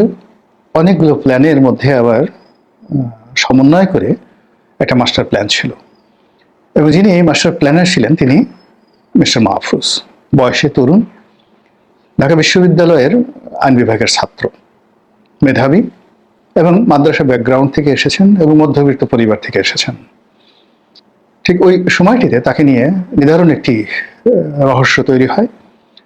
অনেকে তাকে রাজনীতির প্রয়াত সিরাজুল আলম খান হিসেবে, যিনি একসময় ছাত্রলীগের প্রেসিডেন্ট ছিলেন, মুক্তিযুদ্ধের অন্যতম রূপকার ছিলেন, এবং ছাত্রলীগের যে নিউক্লিয়াস, সেই নিউক্লিয়াসের প্রধান ব্যক্তিরূপে সিরাজুল আলম খান জীবনের শেষ দিন পর্যন্ত জ্ঞান, বিজ্ঞান, বুদ্ধি এবং রাজনীতির একটা জীবন্ত ডিকশনারি রূপে বাংলাদেশের রাজনীতিতে কখনো প্রকাশ্য এবং কখনো অপ্রকাশ্যে তিনি গুরুত্বপূর্ণ ভূমিকা পালন করেছেন এবং সর্বজন শ্রদ্ধেয় ছিলেন, এবং তার উপাধি ছিল দাদা। তিনি যখন ছাত্রলীগের সভাপতি ছিলেন, যখন জাসদ ছাত্রলীগ করলেন, জাসদ করলেন, তারপর একেবারে মৃত্যুর পূর্বক্ষণ পর্যন্ত তার যে সম্মান ছিল, সেই সম্মানের জায়গাটি বিপ্লব পরবর্তী সময় ডক্টর মোহাম্মদ ইউনূসের মুখে যখন আমরা মাহফুজ সম্পর্কে শুনলাম, আমরা তার মধ্যে সেটি খোঁজার চেষ্টা করেছি, এবং সবাই তাকে নিয়ে মেতে উঠল। তার বাড়ি কোথায়, পড়াশোনা কি, কি করেন, পক্ষে এবং বিপক্ষে নানা রকম কথাবার্তা বলা শুরু হতে থাকলো। এবং আমরা তার যে কর্মকাণ্ড, যেটি মূলত আসলে লুকায়িত ছিল, তিনি অন্য সবার মতো, হাসনাতের মতো, সাজদিদের মতো সম্মুখ সারির ছিলেন না, পাশে ছিলেন। কিন্তু এখন আমরা তার ছবি দেখতে পাই, কিন্তু জুলাই আগস্ট বিপ্লবের 5-6 তারিখ পর্যন্ত আলাদাভাবে আমজনতা মাহফুজ নামে কাউকে মেনশন করতে পারেনি। তো সেই মাহফুজ একেবারে সরাসরি উপদেষ্টা মণ্ডলীতে ঢুকে গেলেন, সেই মাহফুজ মাস্টার মাইন্ড হয়ে গেলেন। পরবর্তীতে তথ্য মন্ত্রণালয়ের দায়িত্ব নিলেন। সব মিলিয়ে তার যে উত্থান, সেই উত্থানটি অনেকটা রাজপুত্রের মতো। তা আমরা তাকে নিয়ে নানা রকম যারা প্রতিপক্ষ বলার চেষ্টা করলো, সে হিজবুত তাহরির লোক, কেউ বললো জামাতের লোক, কেউ বললো আরো অনেক কিছু। কিন্তু সবকিছুর মধ্যে যেটি ফুটে উঠলো সেটি হলো তিনি মেধাবী, তিনি সংযত, অন্য সবার মতো দুর্নীতিবাজ নন। এতদিন পর্যন্ত আমরা তাকে যেভাবে দেখে এসেছি, এবং তার একটা ভিশন আছে, তার সঙ্গে সঙ্গে অকপটে সত্য কথা বলার মতো একটা দুর্দান্ত তার সাহস রয়েছে। তো সেই দিক যদি আপনি বিবেচনা করেন, তাহলে জনাব মাহফুজ আলম তার যে সাম্প্রতিক কিছু কথাবার্তা, কর্মকাণ্ড, সব দেখে মনে হচ্ছে যে ক্ষমতার কেন্দ্রে বা নিউক্লিয়াসে মারাত্মক কিছু একটা ঘটেছে। এখানে যে ইলেকট্রন আছে, যে নিউট্রন আছে, যে ঘোরাফেরা হয় ঋণাত্মক ধনাত্মক, সেই জায়গা থেকে সম্ভবত মিস্টার মাহফুজ নিজেকে গুটিয়ে নিয়েছেন, নিজেকে দূরে সরিয়ে নিয়েছেন, অথবা তাকে দূরে সরিয়ে দেওয়া হয়েছে। ঘটনা যাই হোক না কেন, অবস্থার দৃষ্টি মনে হচ্ছে যে তিনি এখন সরকারের চক্ষুশূল হয়ে পড়েছেন, এবং জামাতের যাকে বলা হয় শ্রেণীর শত্রু হয়ে পড়েছেন। আমরা যারা ইতিপূর্বে তাকে জামাতের ক্যাডার মনে করতাম, এখন স্পষ্টতই তার কথাবার্তায় মনে হচ্ছে যে তিনি জামাতের সঙ্গে কখনো সম্পৃক্ত ছিলেন না। তাহলে জামাতের সঙ্গে যদি সম্পৃক্ত না হন, তাহলে তার যে মরমী ইসলামী বক্তৃতা বা বিবৃতি, বা ইসলাম নিয়ে তিনি যে সকল কথাবার্তা বলেন, সেটার মধ্যে কি আহলে সুন্নাত ওয়াল জামাতের কোনো সংযোগ রয়েছে? বা সেটার সঙ্গে আমাদের দেশের যে ফকির লালন শাহ থেকে শুরু করে অন্য যারা সেই সুফিবাদ ইসলাম প্রচার করে আসছেন তাদের সঙ্গে কি মাহফুজের সম্পর্ক রয়েছে, নাকি পৃথিবীর যে সকল উগ্র সংগঠনগুলো বাংলাদেশে তাদের শাখা বিস্তার করেছে বলে আওয়ামী লীগ জামানাতে ব্যাপক প্রচার পেয়েছিল, এরকম কোনো সংগঠনের কর্তা ব্যক্তি বা একাধিক সংগঠনের প্রাণপুরুষ হিসেবে তিনি এই বিপ্লবের মাস্টারমাইন্ড হয়েছেন কিনা এটা আমি এখন পর্যন্ত বলতে পারছি না। আপনারা পারছেন কিনা আমি বলতে পারবো না। সে সম্পর্কে আমার ছোট ভাই, মানে আমি যেহেতু লয়ার ছাত্র, আমার ডিপার্টমেন্টের ছোট ভাই, একেবারে ছোট, মানে আমার ছেলের বয়সী, তো তার সম্পর্কে আমি কোনো নেতিবাচক কথা বলতে পারবো না, আমি শুধুমাত্র ব্যাখ্যা বিবৃতি দিচ্ছি। কিন্তু এখানে একটা বিষয় খুব স্পষ্ট, সেটি হলো যেহেতু ডক্টর মোহাম্মদ ইউনূস তাকে একবার মাস্টার মাইন্ড বলে ফেলেছেন, যেহেতু তাকে কেন্দ্র করে যাকে বলা হয় একটা কিছু হচ্ছে এই বাংলায় বা হয়েছে, তো সেখানে রাতারাতি তার পিছু টান বা তাকে মাইনাস করা মানে সরকারের জন্য এটা একটা বিরাট সমস্যার সৃষ্টি করবে। 2 নম্বর হলো যে তাকে জামাত মনে করার কারণে যে ধরনের একটা রসায়ন তৈরি হয়েছিল, এখন তিনি জামাত নন, এটা যদি সত্য হয় তাহলে জামাতের জন্য ভয়ঙ্কর দুঃসংবাদ রয়েছে, ভীষণ রকম ভয়ঙ্কর দুঃসংবাদ রয়েছে। এখন যে সকল অভিযোগ করা হয় মাহফুজের বিরুদ্ধে, তার প্রতিপক্ষ যে তিনি হিজবুত তাহরির নেতা, যদি তাই হয়ে থাকে তাহলে হিজবুত তাহরির যে বিস্তৃতি বাংলাদেশে, এটি জামাতের চাইতে গুপ্ত, জামাতের চাইতে ভয়ঙ্কর, এবং জামাত যদি মানে ডালে ডালে চলে তাহলে হিজবুত তাহরির পাতায় পাতায় চলাফেরা করছে। জামাত সাধারণত নিম্নবিত্ত পরিবার থেকে যারা উঠে আসেন তাদেরকে টার্গেট করে, সাদিক কায়েম থেকে অন্যান্য যারা আছেন এরা সবাই দরিদ্র নয়, কিন্তু নিম্নবিত্ত পরিবার, এমনকি মধ্যবিত্ত পরিবার নয়। আর তারা যাদেরকে কনভিন্স করার চেষ্টা করেন তাদের দলে ভিড়ানোর জন্য, তারা সর্বোচ্চ মধ্যবিত্ত পরিবারের সন্তান, এবং সরকারি কর্মকর্তাদের মধ্যে নরম সরম, ইতিমধ্যে যারা জামাতের লোক হিসেবে বিভিন্ন জায়গাতে নিয়োগ পেয়েছেন তাদের চেহারার দিকে তাকালে আপনি বুঝতে পারবেন যে তারা কি প্রকৃতি রয়েছে।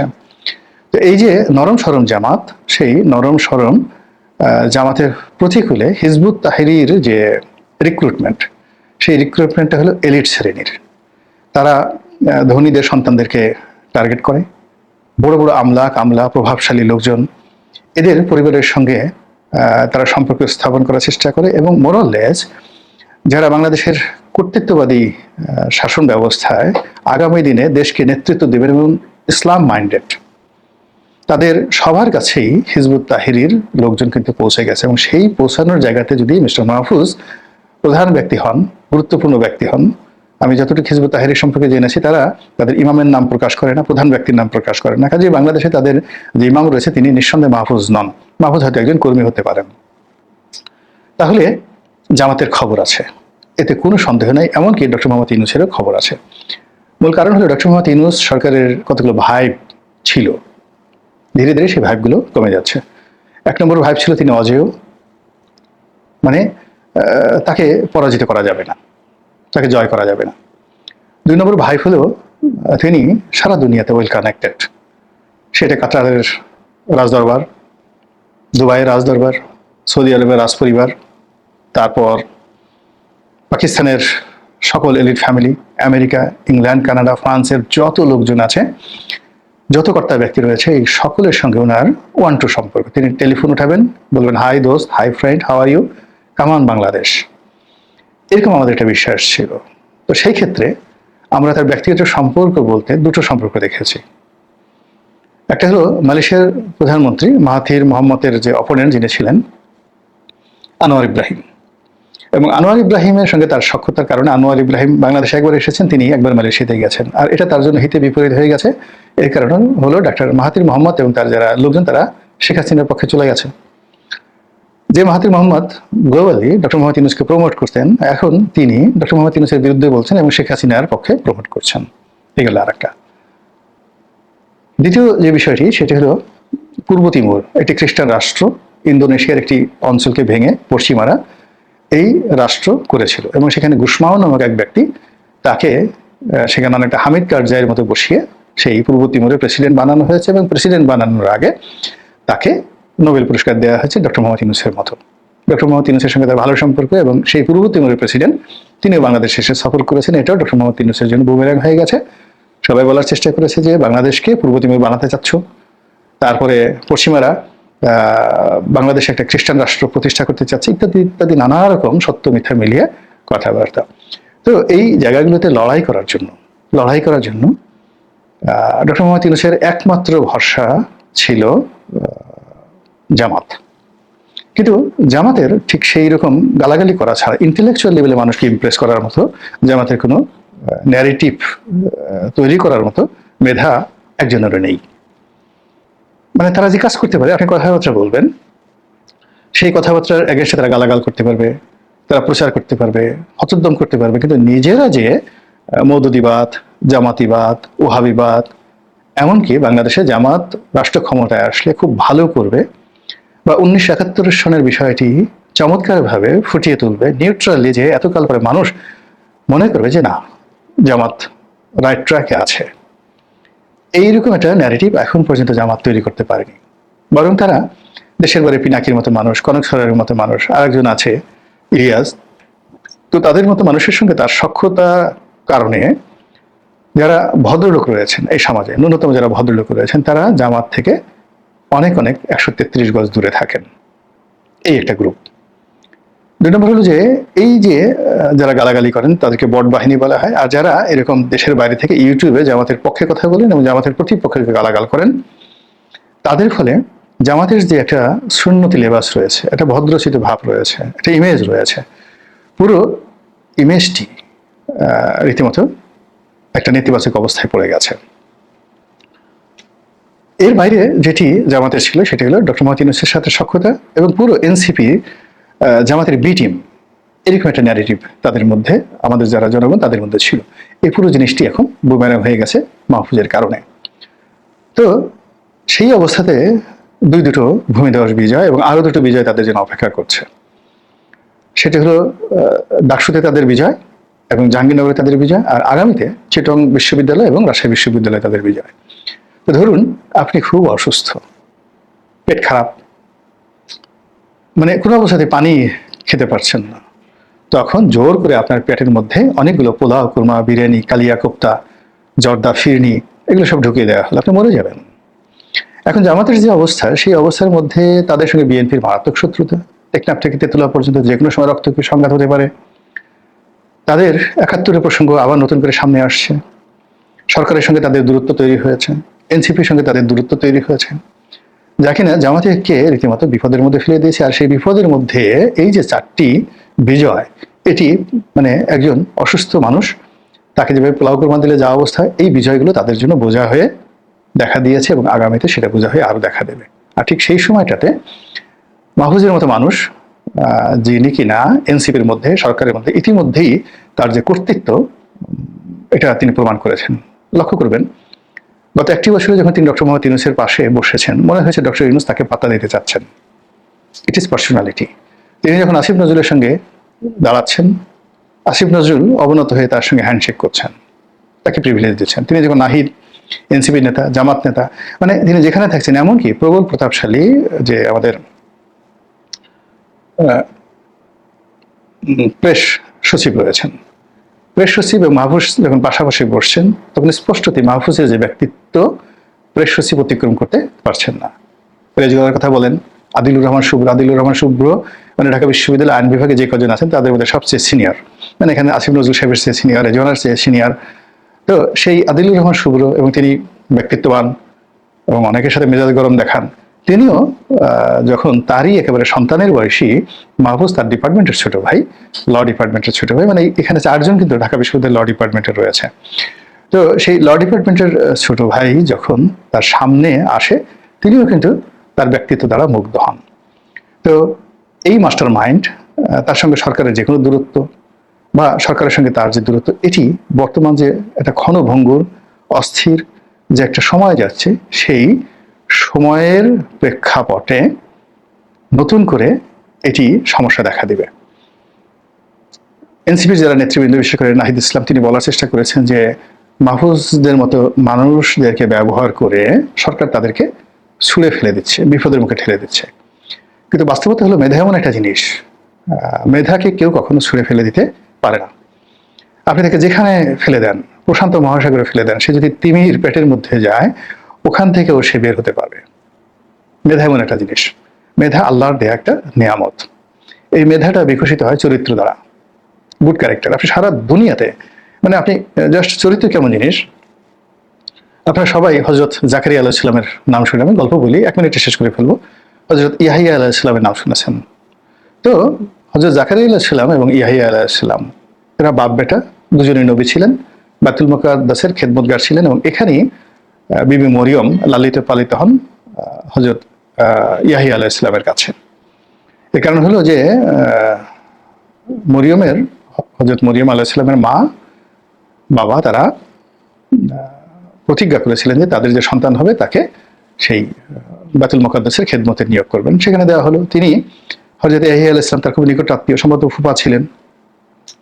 তো তাদের তত্ত্বাবধানে বড় হতে থাকলেন, যৌবনবতী হতে থাকলেন, এবং পরবর্তীতে দেখা গেল যে সেখানে এই বয়োবৃদ্ধ হযরত ইয়াহিয়া আলাইহিস সালামের চরিত্র নিয়ে বনী ইসরাইলরা কুৎসা রটনা করলো যে তিনি তার যে আশ্রীরা, তার আত্মীয় মরিয়ম যে বাইতুল মুকাদ্দাসে খেদমত করছে, তার সঙ্গে তার অবৈধ প্রণয় রয়েছে। এবং এই কাজ করার জন্য তারা কি করলো, তাকে আক্রমণ শুরু করলো, এবং তিনি নবী প্রাণ ভয়ে পালানো শুরু করলেন। এবং পালাতে গিয়ে একটা সময় তিনি আর পথ পেলেন না। তখন একটি গাছের কাছে তিনি বললেন যে আমাকে আশ্রয় দাও। গাছ উন্মুক্ত করে দিল তার বক্ষ, এবং তিনি তার মধ্যে ঢুকে গেলেন। যদিও করাত দিয়ে বনী ইসরাইলরা সেই গাছ কেটে সেই নবীকে হত্যা করেছিল। তো বাস্তবতা হলো যে এত কিছু করার পরেও তার চরিত্রে কিন্তু কালিমা লেপন করা যায়নি। ইতিহাস তাকে নবী বলেছে, আর হযরত মারিয়াম আলাইহিস সালামকে ইতিহাস সতী হিসাবে সব ধর্মে তাকে সাক্ষ্য দিয়েছে। এই হলো চরিত্রের গুণ। সেক্ষেত্রে মাহফুজের যদি চরিত্র থাকে, সততা থাকে, বুদ্ধি থাকে, প্রজ্ঞা থাকে, তিনি যে কোনো ভাবে ফিরে তাকাতে পারবেন, ফিরে দাঁড়াতে পারবেন, তার অবস্থান বজায় রাখতে পারবেন। কিন্তু যদি সেটা না থাকে, তাহলে তিনি ক্ষতিগ্রস্ত হবেন, আর তাকে যারা আক্রমণ করার চেষ্টা করছে তারাও ক্ষতিগ্রস্ত হবেন। কিন্তু এই মুহূর্তে আমার কাছে যেটা মনে হচ্ছে যে আমরা রাজনীতির যে একটা টার্নিং পয়েন্টে আছি, সেই টার্নিং পয়েন্টে সরকারের মধ্যে ঐক্য খুবই জরুরি। সরকারের সঙ্গে রাজনৈতিক দলগুলোর সৌহার্দ্যপূর্ণ সম্পর্ক তার চেয়ে জরুরি।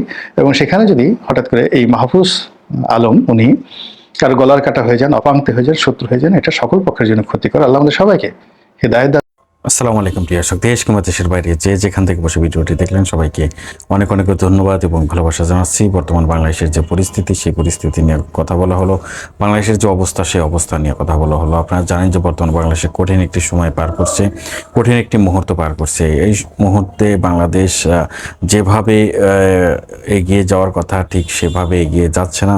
শেখ হাসিনা চলে যাওয়ার পর বা শেখ হাসিনা ভারতে পালিয়ে যাওয়ার পর দেশকে যেভাবে মানুষে দেখতে চেয়েছিল সেভাবে আসলে দেশ হচ্ছে না।